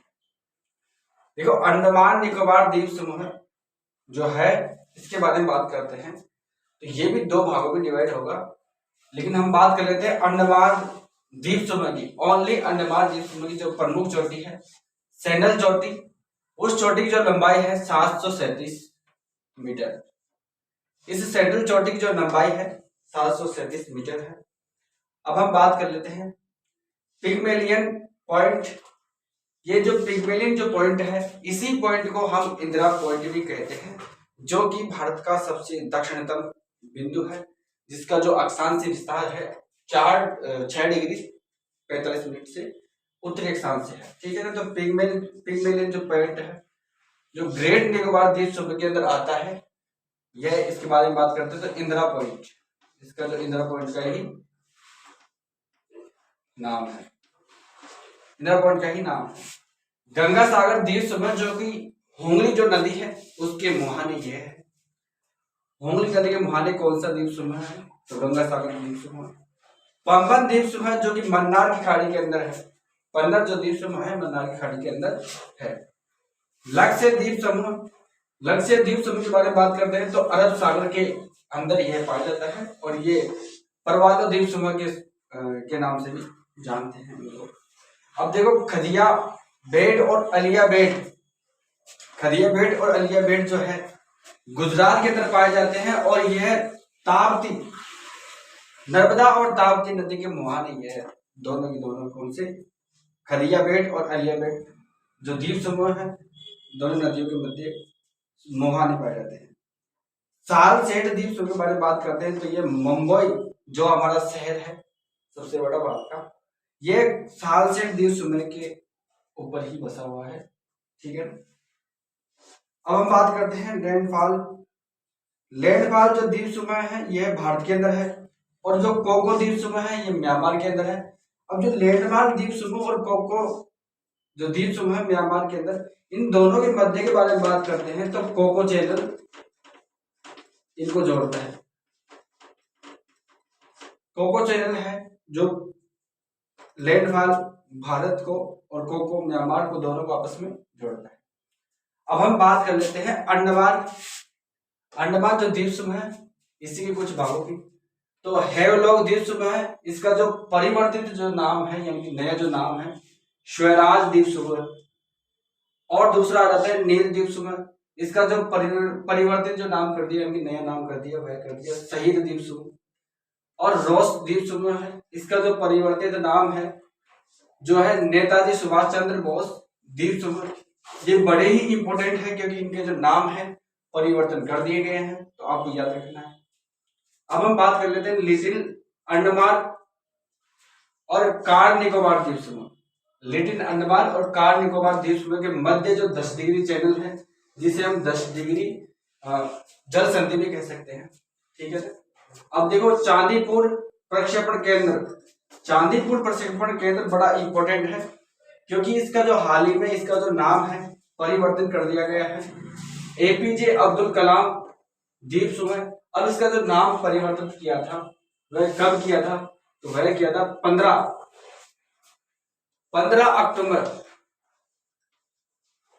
अक्टूबर 2015 को इसका नाम परिवर्तित किया था। तो यह आपको बड़ा इंपॉर्टेंट है। कौन सा? चांदीपुर प्रक्षेपण केंद्र, जिसका जो नया नाम कर दिया एपीजे अब्दुल कलाम द्वीप समूह। कब किया था इसका नाम परिवर्तन? 15 अक्टूबर 2015 को, ठीक है ना। सतीश धवन अंतरिक्ष केंद्र, जो कि श्रीहरिकोटा द्वीप समूह है, जो पुलिकेटन झील के मोहाली स्थित है। पुलिकेटन जो झील है उसकी मोहाली स्थित है। अन्नाई मोड़ी जो यानी कि एक क्या है, दक्षिणी भारत की सबसे ऊंची जो चोटी है, कौन सी? अन्नाई मोड़ी। इसकी जो लंबाई है, ऊंचाई है 3795 मीटर इसकी ऊंचाई है, जो कि दक्षिणी भारत की सबसे ऊंची चोटी है। कौन सी? अन्नाई मोड़ी। एक दोदा बेटा भी ऊंची चोटी है, जो यानी कि नीलगिरी के ऊपर है, जो केरल और तमिलनाडु के सीमा पर स्थित है। तो ये जो हमारा अंतिम जो भौतिक भूगोल का बिंदु था द्वीप समूह, ये हमारा इंपॉर्टेंट हुआ। देखो यह रिवीजन क्लास जो अभी चल रही है संपूर्ण भारत का भूगोल। अब हम बात करेंगे इसके आगे भारत की जो नदियां हैं उनको हम लेंगे नेक्स्ट क्लास के अंदर।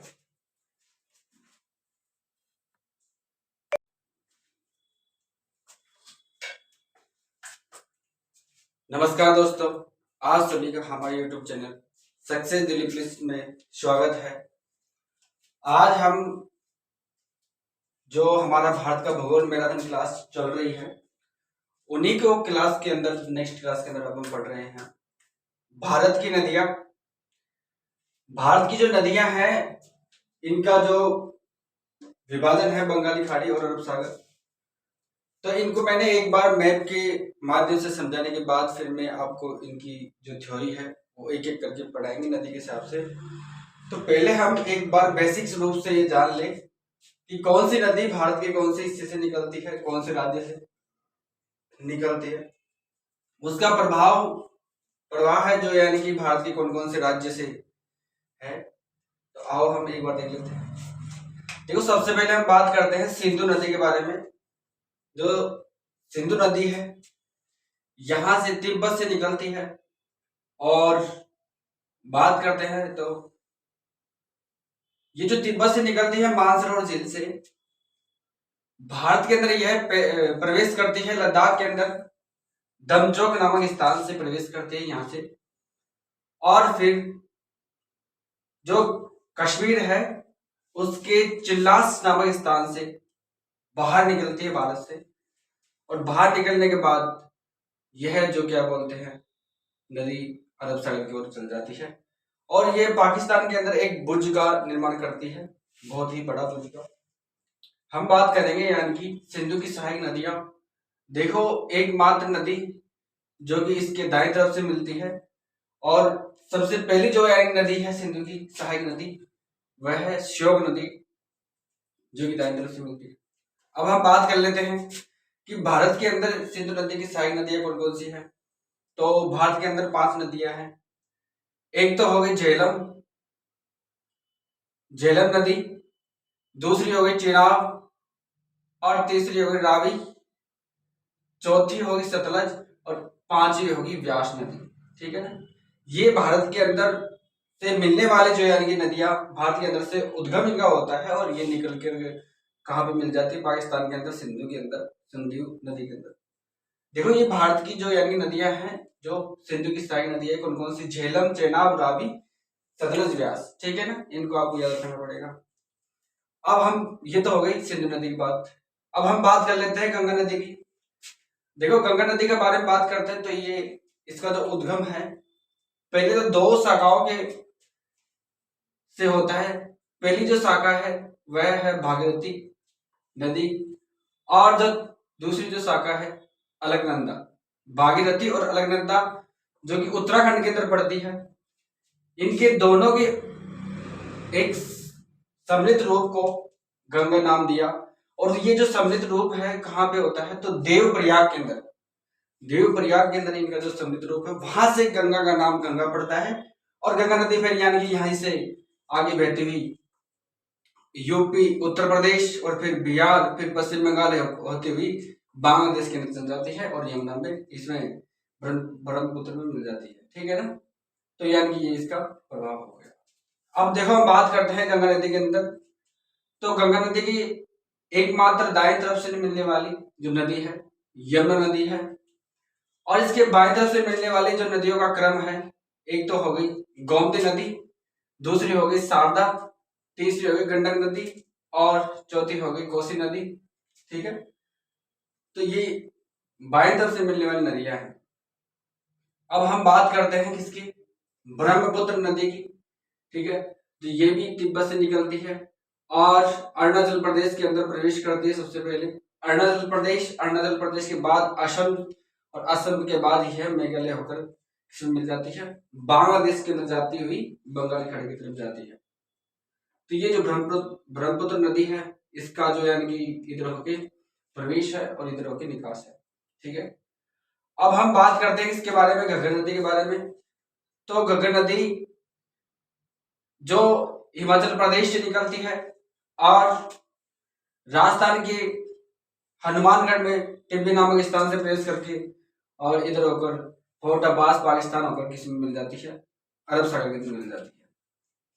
हम बात करते हैं इसके बारे में, लूनी नदी के बारे में। तो लूनी नदी राजस्थान के अजमेर के नाग पहाड़ी से होकर निकलती है और यह गुजरात होती हुई कहां पे चल जाती है, अरब सागर की ओर। उसके बाद जो चंबल नदी है, चंबल नदी जो कि राजस्थान और मध्य प्रदेश की सीमा भी बनाती है और इसकी जो सहायक नदी है सावन नदी, इससे होकर के ये गुजरात की तरफ निकल जाती है। जो हमारी नर्मदा और ताप्ती, नर्मदा और ताप्ती जो नदियां हैं, यह एक मध्य प्रदेश की सीमा के से निकलती है और इधर महाराष्ट्र होकर के इस अरब सागर में मिल जाती है। और हमारी जो नदियां हैं, एक तो देवगंगा, वर्धा और एक हो गया पैनगंगा। देवगंगा और पैनगंगा और वर्धा, ये तीनों जो नदियां हैं महाराष्ट्र से उद्गम होता है इनका और ये अरब सागर की ओर जाती है। फिर हम इधर बात करते हैं तो इधर महानदी जो है ये अरब सागर की ओर जाती है। गोदावरी नदी जिसका उद्गम के बारे में बात करते हैं तो यह तेलंगाना के से होकर के उड़ीसा और उड़ीसा से होकर के यानी बंगाल खाड़ी की तरफ चल जाती है। कृष्णा नदी के बारे में बात करते हैं तो इसका उद्गम तेलंगाना से होकर के गोदावरी होकर बंगाली खाड़ी की ओर जाती है। अब हम बात करते हैं तुंगभद्रा नदी की, जो कि कर्नाटक से इसका उद्गम होता है और अरब सागर की ओर चल जाती है। जो कोंकण नदी है, इसका उद्गम तमिलनाडु से होता है और बंगाल की खाड़ी की तरफ चल जाती है। तो ये जो हमारी जो नदियां हैं, इनको एक बार हमने मानचित्र के माध्यम से समझा। अब हम इनकी एक एक नदी को लेंगे और एक एक की थ्योरी हम संपूर्ण रूप से पढ़ेंगे। तो अब हम इसकी एक नदी लेते हैं और उसकी थ्योरी पढ़ते हैं।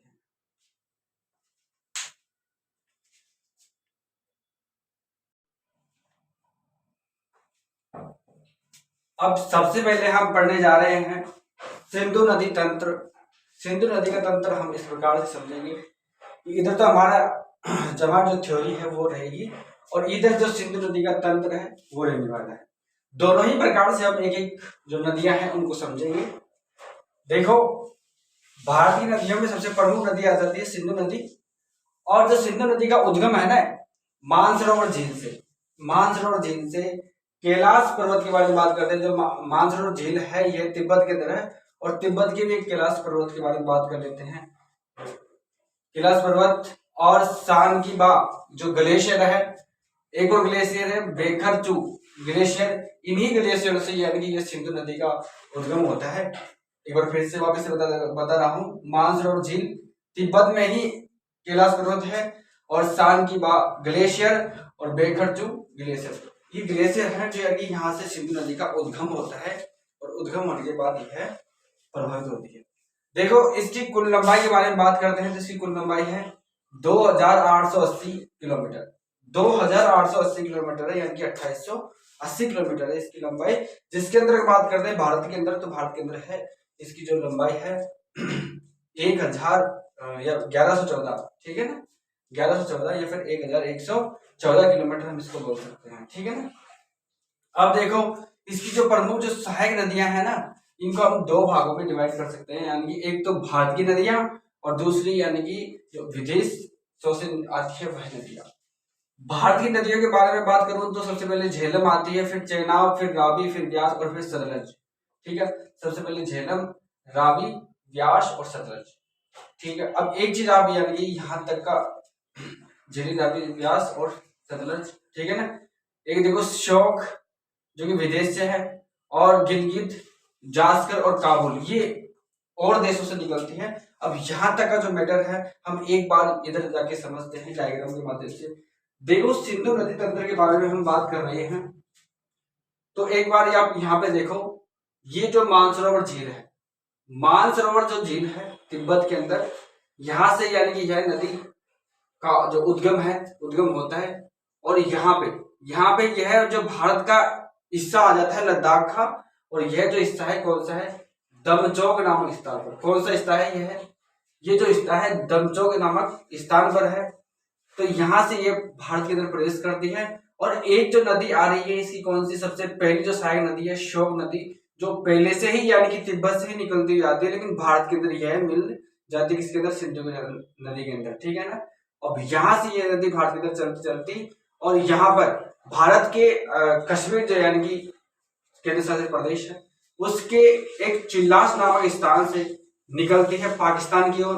और पाकिस्तान के अंदर जाकर के यह एक बहुत बड़ा जो यानी कि गर्ज बनाती है, सिंधु गर्ज बनाती है। उसकी बात करेंगे कि उसकी जो गहराई है, उस गहराई के बारे में बात करेंगे तो वह 5181 उसकी गहराई है लगभग, यानी कि हम यूं कर सकते हैं कि लगभग 5 किलोमीटर नीचे तक उसकी गहराई रहने वाली है, ठीक है ना। तो ये बात हो गई।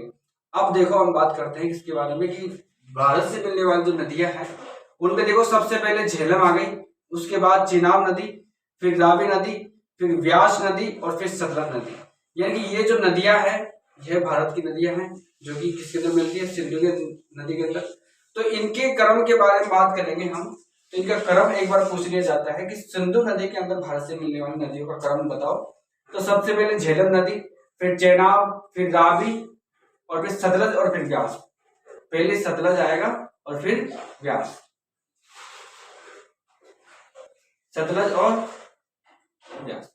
इसका जो क्रम है एकदम सही है, कौन कौन सा, झेलम, चेनाब, रावी, सतलज और व्यास, ये इसका क्रम हो गया, ठीक है ना। अब हम बात करेंगे कि विदेश से जो आने वाली नदियां हैं। देखो ये जो काबुल नदी है यह अफगानिस्तान की नदी है, जो अफगानिस्तान की राजधानी काबुल है उसी के नाम पर इस नदी का नाम पड़ा काबुल नदी, ठीक है ना। ये गिलगित नदी है, ये भी इधर से आ रही है। और एक और नदी है, यानी कि जो 2-3 नदियां हैं, कौन कौन सी, एक श्योक नदी होगी, गिलगित नदी होगी, जास्कर नदी भी इधर से होके आती है। तो ये इसका जो नदी तंत्र है, इसका सिंधु का नदी तंत्र है जो कुछ इस प्रकार से है। आशा करता हूँ आपको समझ में आया होगा। अब जो ये सिंधु नदी की जो क्या बोलते हैं, आगे देख दो एक बार कि सबसे गहरा जो यानी कि सिंधु गर्ज है वह कितना है, 5181 मीटर। और ये जो भारत में प्रवेश करती है दमचौक नामक स्थान पर जो लद्दाख में पड़ता है, और इसका विकास है चिल्लास नामक जो यानी कि कश्मीर के अंदर पड़ता है। अब हम बात कर लेते हैं सिंधु नदी की जो सहायक नदियां हैं उनके बारे में हम एक बार बात कर लेते हैं। तो सबसे जो पहली जो नदी आती है वह आती है कौन सी, झेलम नदी। कौन सी नदी आती है, झेलम नदी। देखो झेलम नदी के बारे में बात करते हैं तो इसका जो प्राचीन नाम है वितस्ता, इसका प्राचीन नाम है। इसका जो उद्गम होता है शेषनाग झील, जम्मू कश्मीर में जो पड़ती है शेषनाग झील, वहां से इसका उद्गम होता है। सिंधु की जो यह सबसे बड़ी नदी है, सबसे बड़ी सहायक नदी कौन सी है, झेलम नदी है, सिंधु नदी की, ठीक है।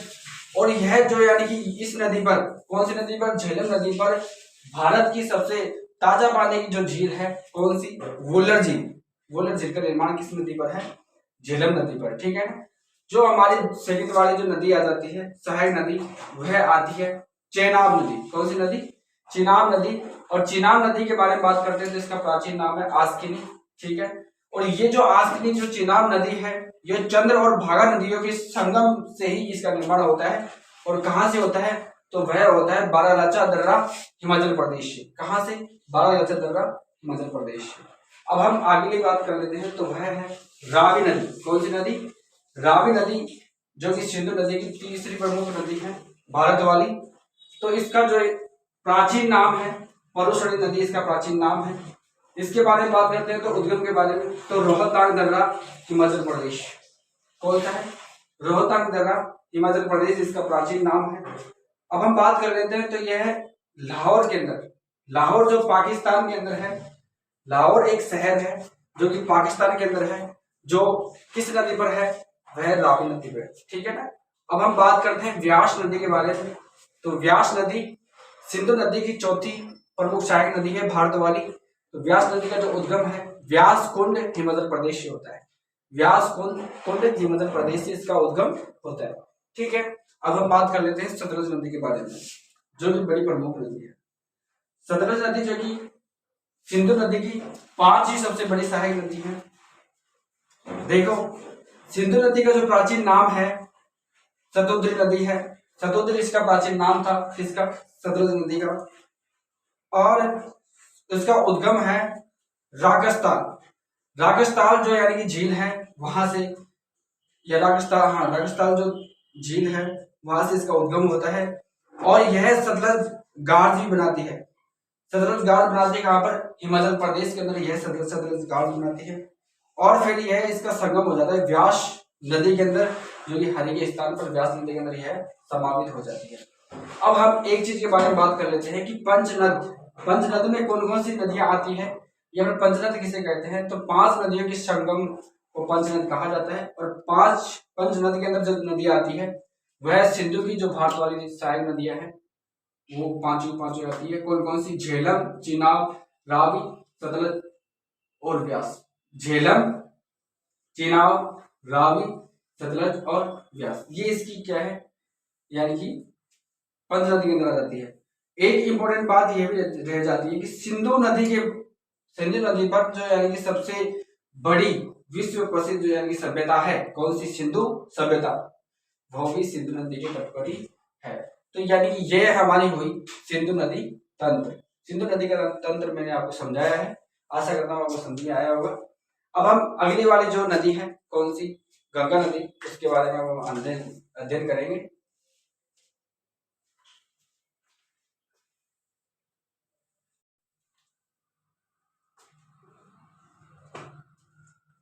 देखो, अब हम बात करते हैं इसके बारे में, गंगा नदी के बारे में। अब हमारी जो सेकंड नदी है गंगा नदी, ये गंगा नदी के बारे में हम पढ़ रहे हैं। तो देखो, गंगा नदी के बारे में मैं बात करूं, इधर आ जाओ पहले। जो गंगा नदी का उद्गम है भागीरथी और अलकनंदा, ये दो क्या है कि जलधाराएं हैं, इनको हम नदियां भी कह सकते हैं। भागीरथी नदी है, ये दो जो जलधाराएं हैं जो उत्तराखंड से निकलती है। कहां से निकलती है, उत्तराखंड से ये निकलती है। जो दो जलधाराएं, एक तो भागीरथी और एक अलकनंदा। तो इस जगह इनको गंगोत्री हिमनद कहा जाता है। यहाँ पर इनका नाम, जो गंगा नदी का नाम है, गंगा नहीं होता है, यहाँ पे सिर्फ और सिर्फ गंगोत्री ही बोला जाता है। लेकिन ये जो स्थान है यहाँ पे बीच वाला देवप्रयाग, कौन सा, देवप्रयाग जो स्थान है, यहाँ पे आने के बाद इस ये जो नदी जो बनेगी, एक जो नदी बनने वाली है, ये इस नदी का नाम हो जाता है गंगा। क्या नाम हो जाता है, गंगा। इस नदी का नाम हो जाता है गंगा। कहाँ पे आने के बाद होता है, देवप्रयाग, उत्तराखंड के अंदर, ठीक है ना। उससे पहले के बारे में बात करते हैं तो इसे गंगोत्री हिमनदी कहा जाता है। और ये दो भागीरथी और अलकनंदा के धाराओं से मिलकर बनी है। अब इसकी प्रमुख जो सहायक नदियां हैं उनके बारे में बात करते हैं। तो देखो, दाएं तरफ से आने वाली नदियां कुछ प्रमुख है। उनमें सबसे पहले एक तो यमुना आ जाती है। उस यमुना की भी एक सहायक नदी है, कौन सी, चंबल। और फिर दूसरी है बेताब, और तीसरी है हरिद्वार, चंबल, बेताब, ठीक है। और एक और नदी है कौन सी, यहाँ तक सुनो। अब देखो और आगे बात करते हैं तो देखो सोन नदी भी, यह भी इसकी सहायक नदी है, और होंगली नदी भी इसकी सहायक नदी है। तो ये तो मतलब बाएं दाएं तरफ से जो नदियां हैं, सहायक नदियां हैं, वो हो गई। अब हम बाएं तरफ से बात करते हैं तो बाएं तरफ से सबसे पहले आ जाती है गोमती, ठीक है, फिर आ जाती है घाघरा, और फिर आ जाती है गंडक, और फिर आ जाती है कोसी, और इधर से आ जाती है पद्म। ये बाएं तरफ से मिलने वाली प्रमुख सहायक नदियां हैं, और ये दाएं तरफ से मिलने वाली सहायक नदियां हैं। अब देखो ये जो गंगा है, यहाँ पर देवप्रयाग में आने के बाद इसका नाम क्या हो जाता है, गंगा। अब ये जो गंगा है आगे चल करके यह इस स्थान पर मतलब हरिद्वार, हरिद्वार है, हरिद्वार नामक स्थान पर, जो कि आप जानते हो, ठीक है ना। हरिद्वार नामक स्थान के बाद से यह क्या है कि मैदानी भाग में प्रवेश करती है। यहां तक तो क्या है, दो में बटी हुई थी, उसके बाद फिर हरिद्वार पहुंची। हरिद्वार पार करने के बाद यह मैदानी भागों में, यानी कि जो जंगल है और मैदान है उनके अंदर पहुंचने लगी। उसके बाद यह यूपी के अंदर प्रवेश करती है। कहां पर, उत्तर प्रदेश के अंदर यह प्रवेश करती है। और उत्तर प्रदेश का एक जो शहर है बिजनौर शहर। कौन सा शहर है, बिजनौर शहर। दोस्तों ये बड़ा इंपॉर्टेंट है, बार बार एग्जामों के अंदर यह पूछ लिया जाता है कि गंगा नदी उत्तर प्रदेश की कौन से शहर में प्रवेश करती है, तो वह है बिजनौर शहर। कौन सा शहर है, बिजनौर शहर से प्रवेश करने के बाद यह बिहार के अंदर जाती है, और बिहार में जाने के बाद यह पश्चिम बंगाल से होकर के बांग्लादेश के अंदर चली जाती है। तो ये तो इसका डायग्राम हो गया। अब हम इसकी थ्योरी के बारे में बात कर लेते हैं। देखो गंगा नदी के बारे में बात करें तो गंगा नदी भागीरथी और अलकनंदा का सम्मिलित रूप है। इससे पूर्व इसको गंगोत्री यमुना के ही से माना जाता है। गंगा नदी का जो नाम है वो कहां से स्टार्ट होता है, तो वह होता है देवप्रयाग उत्तराखंड से। देवप्रयाग उत्तराखंड से गंगा नदी का नाम गंगा ही पड़ता है, ठीक है ना। अब हम बात करते हैं कि 2009 के अंदर इसे राष्ट्रीय नदी का दर्जा भी प्राप्त हुआ था। 2009 में इसे राष्ट्रीय नदी का दर्जा भी प्राप्त हुआ था। उत्तर प्रदेश में बिजनौर शहर से प्रवेश करती है। बड़ा ही इंपॉर्टेंट है कि उत्तर प्रदेश के अंदर प्रवेश करने से पूर्व में कौन सा शहर आ जाता है इसके, तो वह बिजनौर शहर है, वहां से प्रवेश करती है। इसकी कुल लंबाई 2525 किलोमीटर है, और जो सर्वाधिक जो लंबाई है उत्तर प्रदेश के अंदर, और सबसे कम जो लंबाई है झारखंड के अंदर है इसकी। हरिद्वार के पास यह मैदानी भाग में प्रवेश करती है, जो कि मैंने अभी आपको बताया था, ठीक है। प्रवाह जो इसका होता है कौन कौन सा, एक तो उत्तराखंड, यूपी, बिहार और पश्चिम बंगाल, ठीक है ना। उत्तराखंड, यूपी, बिहार और पश्चिम बंगाल इसका प्रभाव जो राज्य है वह होने वाले हैं। यह भारत की सबसे बड़ी नदी है, गंगा नदी भारत की सबसे बड़ी नदी है। अब इसकी जो प्रमुख विशेषताएं हैं उनके बारे में हम बात कर लेते हैं। तो देखो यह सबसे शुद्ध नदी मानी जाती है भारत की, लेकिन यह अशुद्ध भी है, ठीक है ना। यह राष्ट्रीय नदी है ही, और यह जो सबसे बड़ी नदी है भारत की, ये इसकी प्रमुख जैन विशेषता है। अब जो इस गंगा नदी की जो प्रमुख सहायक नदियां हैं उनके बारे में हम एक बार चर्चा कर लेते हैं। देखो सबसे पहले आ जाती है रामगंगा। इस रामगंगा नदी का उद्गम है अल्मोड़ा उत्तराखंड से होता है, और यह उसके बाद कन्नौज में जाकर किसमें मिल जाती है, जब गंगा नदी में मिल जाती है, ठीक है ना। उसके बाद हम बात करते हैं कौन सी, गोमती नदी। गोमती नदी का उद्गम है पीलीभीत के समीप होता है, और यह गाजीपुर के समीप गंगा में मिल जाती है। अब हम बात करते हैं घाघरा नदी के बारे में। तो घाघरा जो नदी है वह पामचोयुंग ग्लेशियर से निकलती है, जो नेपाल में पड़ती है, और इसका जो संगम है टापरा में इसका क्या हो जाता है, घाघरा का इसमें यमुना में गंगा में मिल जाती है। अब जो इस घाघरा नदी है इसकी जो प्रमुख जो सहायक नदियां है कौन कौन सी है, सबसे प्रमुख जो सहायक नदी है शारदा और सरी। कौन कौन सी, शारदा और सरी इसकी जो प्रमुख सहायक नदी है कौन सी, इस घग्गर नदी की, ठीक है ना। अब इस गंडक नदी के बारे में बात करते हैं।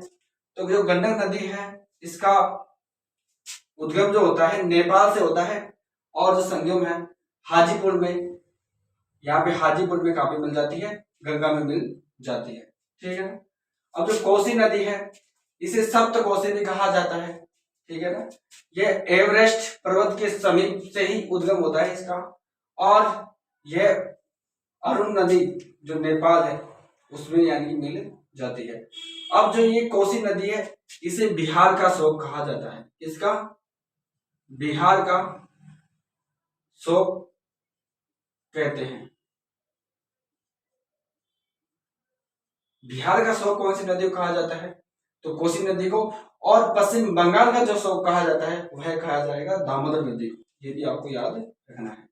अब देखो, महानंदा जो नदी है दार्जिलिंग पहाड़ी पश्चिम बंगाल से इसका उद्गम होता है, और कहां पे मिल जाती है? गंगा के अंदर मिल जाती है। अब हम बात करते हैं यमुना के बारे में। जो यमुना नदी है दाएं तरफ से मिलने वाली नदी, अब देखो इसका उद्गम है वह हो जाता है बंदरपुच ग्लेशियर, बंदरपुच ग्लेशियर, और एक यमुनोत्री नामक स्थान से इसका जो है उद्गम होता है। और यह उत्तर प्रदेश, उत्तराखंड और हिमाचल प्रदेश, हरियाणा, दिल्ली और उत्तर प्रदेश, इन्हीं राज्यों के अंदर ये फैलती हुई किसमें मिल जाती है? गंगा में मिल जाती है। इसकी जो प्रमुख जो सहायक नदियां हैं, या फिर इसकी जो प्रमुख सबसे बड़ी सहायक नदी है टोंसी नदी है। किसकी? यमुना की पर सबसे बड़ी सहायक नदी टोंसी नदी है। और भी अन्य जो नदियां हैं चंबल, सिंध और बेतान और केन नदी, ये इसकी प्रमुख सहायक नदियां हैं अलग से। देखो चंबल नदी के बारे में बात करते हैं तो ये राजस्थान की सबसे बड़ी चंबल नदी है। ठीक है, इसका जो उद्गम होता है जाना पावा की पहाड़ियां इंदौर मध्य प्रदेश से होता है। ठीक है ना। और हम बात करते हैं इसका जो संगम है मुरादगंज के जो समीप है, यानी यहाँ पे मुरादगंज के समीप यमुना में मिल जाती है। इसकी जो प्रमुख सहायक नदियां हैं शिप्रा, बनास और पार्वती। शिप्रा नदी के संगम पर ही उज्जैन शहर बसा हुआ है। कौन सा शहर? उज्जैन शहर बसा हुआ है। उसके बाद देखो सिंध नदी का जो उद्गम होता है विदिशा मध्य प्रदेश से होता है, और यह इटावा के समीप किसमें मिल जाती है? यमुना में मिल जाती है। बेतवा जो नदी है इसका उद्गम भोपाल मध्य प्रदेश से होता है, और यह हमीरपुर के समीप यमुना के अंदर मिल जाती है। जो अगली जो हमारी नदी है केन नदी, इसका उद्गम कैमूर पहाड़िया सतना नामक स्थान पर मध्य प्रदेश से होता है, और जो इसका संगम है फतेहपुर यमुना में मिल जाती है। ठीक है ना। और जो हमारी अगली नदी आती है दामोदर नदी, जिसे पश्चिम बंगाल का शोक कहा जाता है। पश्चिम बंगाल का शोक कहते हैं। ठीक है ना। पश्चिम बंगाल का शोक किस नदी कहा जाता है? तो वह कहा जाता है दामोदर नदी को। इसका उद्गम है छोटा नागपुर पठार से होता है, और यह फाल्टा जो कि हमारा जो पश्चिम बंगाल है उसमें जाकर ये हुगली नदी में मिल जाती है। इस पर 9 बांध बने हुए हैं। कौन सी नदी पर? दामोदर नदी पर कुल 9 बांध बने हुए हैं। अब देखो सोन नदी है जो कि गंगा नदी की सबसे बड़ी सहायक नदी होने वाली है। इसका जो उद्गम है अमरकंटक की पहाड़ियों से होता है, और गंगा की सबसे लंबी सहायक नदी है। सहायक नदियों में इसकी जो इस सोन नदी की जो प्रमुख सहायक नदी है उसमें रिहनद और कोयल नदी प्रमुख है। तो ये है हमारा गंगा नदी का तंत्र और उसकी प्रमुख सहायक नदियां। तो एक बार वापस से आप इसको रिवाइज करके एक बार वीडियो को पीछे करके देख सकते हो। बड़ा ही इंपॉर्टेंट है। ये रिवीजन क्लास चल रही है दोस्तों दिल्ली पुलिस के लिए। एक बार इसी वीडियो के माध्यम से अपनी जो तैयारी है उसको एक बार रिवीजन कर लो। ठीक है। अब हम आगे बढ़ते हैं अगली नदी।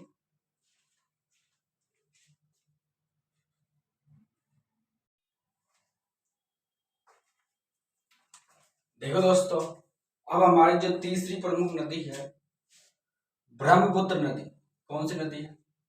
ब्रह्मपुत्र नदी है जो कि वही तिब्बत से निकलती है और अरुणाचल प्रदेश से भारत में प्रवेश करती है। जैसे देखो इसका जो उद्गम है चिमायंगंटक वो एक खोबी ग्लेशियर है जो कि मानसरोवर झील तिब्बत से ही निकलती है। और अब इसको किस किस नाम से जानते हैं ब्रह्मपुत्र नदी को? तो देखो ब्रह्मपुत्र नदी को तिब्बत के अंदर सांगपो नदी से नाम से जानते हैं, और इसको उत्तराखंड के अंदर बात करते हैं तो दिहांग नाम से जानते हैं। और इसे आंध्र प्रदेश के बारे में बात करते हैं तो इसको असम के बारे में बात करते हैं तो इसको असम में ब्रह्मपुत्र के नाम से जानते हैं। और इसे बांग्ला जो देश है उसके अंदर इसे जमुना के नाम से जानते हैं। तो देखो कौन कौन से नाम हो गए, तिब्बत के अंदर सांगपो, उत्तराखंड के अंदर इसको दिहांग नाम से, असम के अंदर ब्रह्मपुत्र और बांग्लादेश के अंदर इसे जमुना के नाम से जानते हैं। ठीक है, इसकी जो प्रमुख सहायक नदियां हैं वह है लोहित और दिबांग, सुबनसिरी, मानस और कपित्वी और तीस्ता। ये इसकी प्रमुख सहायक नदियां है। किनकी? ब्रह्मपुत्र नदी की प्रमुख सहायक नदियां है। ठीक है, बराक नदी, सिलांग पठार, जो बराक नदी के बारे में बात करते हैं तो सिलांग पठार जो बांग्लादेश के अंदर पड़ता है वहां पर यानी कि यह ब्रह्मपुत्र के अंदर मिल जाती है। तो ये भी इसकी सहायक नदी है। कौन सी? बराक नदी। देखो बराक नदी पहले 15वीं शताब्दी से पूर्व गंगा नदी की सहायक नदी हुआ करती थी, लेकिन अभी नहीं है, पहले हुआ करती थी। ठीक है, तो सिलांग पठार बांग्लादेश में ब्रह्मपुत्र में मिलती है। कौन सी? बराक नदी। इसे बांग्लादेश में सुरमा नदी कहते हैं। सुरमा नदी किसे कहा जाता है बांग्लादेश में? तो बराक नदी को सुरमा नदी बांग्लादेश के अंदर कहा जाता है। तो ये ब्रह्मपुत्र नदी के बारे में कुछ डिटेल्स हो गई। अब हम हमारी प्रायद्वीपीय जो नदियां हैं और भी जो बाकी नदियां रह गई है उनके बारे में हम अध्ययन कर लेते हैं। देखो सबसे पहली नदी आ जाती है मणिपुरी नदी। मणिपुरी नदी का उद्गम होता है लोकटक झील, जिस पर तैरता हुआ जलप्रपात या तैरता हुआ प्रपात है। ठीक है ना, जो कि सबसे ऊंचा प्रपात है। और इसका जो संगम है या फिर इसके यानी कि समापन है वह होता है चिरविन नदी के अंदर हो जाता है। लुड़ी नदी के बारे में बात करते हैं तो लुड़ी नदी का उद्गम नाग पहाड़िया अजमेर से होता है और यह कच्छ के रण में प्रवेश कर जाती है। नाग पहाड़ी अजमेर जो कि कहां पे पड़ता है? राजस्थान के अंदर। ठीक है ना। बात करेंगे हम पश्चिम बंगाल के बारे में तो इसका उद्गम होता है अरावली के दक्षिण पश्चिमी जो हिस्से से इसका उद्गम होता है और यह कच्छ की खाड़ी में जाकर मिल जाती है। साबरमती नदी के बारे में बात करते हैं तो इसका उद्गम है अरावली के दक्षिण पश्चिम से होता है और यह खंबात की खाड़ी में जाके गिर जाती है। माही नदी के बारे में बात करते हैं तो माही नदी के बारे में बात चल रही है तो मेहर झील जो कि मध्य प्रदेश जिले के अंदर पड़ती है, वहां से इसका उद्गम होता है और राजस्थान के अंदर प्रवेश करती है। राजस्थान के 2 जिलों से होकर यह वापस ही गुजरात की तरफ बढ़ जाती है। ठीक है ना। माही नदी पर ही माही बजाज सागर बांध जो कि सबसे बड़ा बांध है स्थित है और माही परियोजना भी चलाई गई है जिसके अंदर यानी कि जो राजस्थान और गुजरात और मध्य प्रदेश तीनों सम्मिलित है। देखो मांडवी नदी, यह महाराष्ट्र की प्रमुख नदी है। मांडवी नदी। नर्मदा नदी के बारे में बात करते हैं तो यह तीसरी सबसे बड़ी राजस्थान भारत की नदी है, तीसरी सबसे बड़ी। इसका उद्गम है अमरकंटक की पहाड़ी से होता है और ऐश्वर्य बनाने वाली सबसे लंबी नदी कौन सी है? नर्मदा नदी। ठीक है ना। भ्रंश घाटी में बहने वाली भी सबसे पहली नदी कौन सी है? नर्मदा नदी।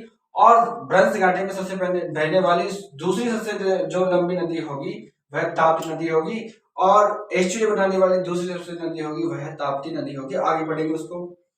नर्मदा घाटी जो परियोजना है मध्य प्रदेश, राजस्थान और महाराष्ट्र और गुजरात की संयुक्त परियोजना है, चारों राज्यों की। धुआंधार जलप्रपात जो कि जबलपुर में है, धुआंधार जो प्रपात है किस नदी पर है? नर्मदा नदी पर, जो कहां पर है? जबलपुर के अंदर है। देखो ताप्ती नदी, इसका उद्गम है सतपुड़ा की पहाड़ी से होता है और यह जो नदी है ऐश्वर्य बनाने वाली दूसरी सबसे बड़ी नदी है और भ्रंश घाटी में बनाने वाली दूसरी सबसे बड़ी नदी ताप्ती नदी ही है। श्रावती नदी जो कि जोग और गरसोया और महात्मा गांधी जलप्रपात, इस पर यानी कि जो जलप्रपात है कौन सा? जोग और गरखोया और महात्मा गांधी जलप्रपात जो कि भारत का सबसे ऊंचा जलप्रपात है। कौन सी नदी पर है? श्रावती नदी पर। ठीक है ना। जुआरी नदी के बारे में बात करते हैं तो यह कर्नाटक और गोवा की नदी है और पेरियार या फिर इसे पेम्पा नदी कहा जाता है। यह केरल की नदी है। सतलज नदी जो कि गुजरात की नदी है, और पंबा नदी जो कि दक्षिणी भारत की, ठीक है ना, अन्यमलाई जो पर्वत से इसका उद्गम होता है, दक्षिण भारत में पड़ती हो। अब हम बात करते हैं गोदावरी नदी के बारे में। तो गोदावरी नदी जो है, इसका जो उद्गम है नासिक पहाड़िया, नासिक की पहाड़िया से इसका उद्गम होता है, और इसकी जो लंबाई है 1465 किलोमीटर इसकी लंबाई है। और ये महाराष्ट्र, आंध्र प्रदेश और मध्य प्रदेश की जो राज्य में है प्रभावित होती है। बात कर रहे हैं कि दक्षिण भारत की सबसे जो बड़ी नदी है, यानी दक्षिणतम भारत की सबसे बड़ी नदी कौन सी है, तो वह है गोदावरी नदी। इसकी जो प्रमुख सहायक नदियों के बारे में बात करते हैं तो पैनगंगा इसकी सहायक नदी, इसकी गोदावरी की, वेदगंगा और वर्धा और प्राणहिता इसकी प्रमुख सहायक नदियां हैं किसकी, गोदावरी की। अब हम महानदी के बारे में बात कर लेते हैं। तो देखो महानदी, इसका जो उद्गम है रायपुरा पहाड़िया से इसका उद्गम होता है, और यह बंगाल की खाड़ी में जाकर गिर जाती है। और ब्राह्मणी, तेल और हासदो इसकी प्रमुख सहायक नदियां हैं किसकी, महानदी। कौन कौन सी सहायक नदी है, ब्राह्मणी, तेल और हासदो। कृष्णा नदी के बारे में बात करते हैं तो कृष्णा नदी का उद्गम महाबलेश्वर महाराष्ट्र से होता है, और इसकी जो प्रमुख सहायक नदियां तुंगभद्रा, भीमा, दूधगंगा है, और यह दक्षिण भारत की दूसरी सबसे बड़ी नदी कौन सी है, कृष्णा नदी। कावेरी नदी के बारे में बात करते हैं तो कावेरी नदी का उद्गम है ब्रह्मगिरी जो पर्वत है कर्नाटक के अंदर, वहां से इसका उद्गम होता है। और यह पहली ऐसी नदी है जिस पर जल विद्युत परियोजना चलाई गई थी। अब देखो भारत की पहली विद्युत परियोजना जो दार्जिलिंग परियोजना थी, और स्वतंत्र भारत की पहली परियोजना जो थी वह थी दामोदर घाटी परियोजना। दोनों परियोजना किस पर हुई थी, कावेरी नदी पर। इसकी जो सहायक नदी है कावेरी नदी की हेमावती और लोक पवानी है ना। अब देखो ताम्र पानी नदी जो इसका उद्गम है वह पालनी हिल से होता है, और यह बंगाल की खाड़ी में जाकर मिल जाती है। तो देखो ये हमारी भारत की नदियां समाप्त हुई। भारत की संपूर्ण नदियों के बारे में हमने एक बार अध्ययन कर लिया। आपको नदियां अच्छी लगी तो इस वीडियो को लाइक करो, और अगर कोई कमी या फिर कोई भी सुधार करना हो मुझे तो एक बार अपने सुझाव कमेंट में जरूर दें। आपके सभी के सुझाव को हम एक आदर सम्मान के रूप में स्वीकार करके सुधार करेंगे। और अगर अच्छे लगे वीडियो तो इसको शेयर जरूर करें। धन्यवाद।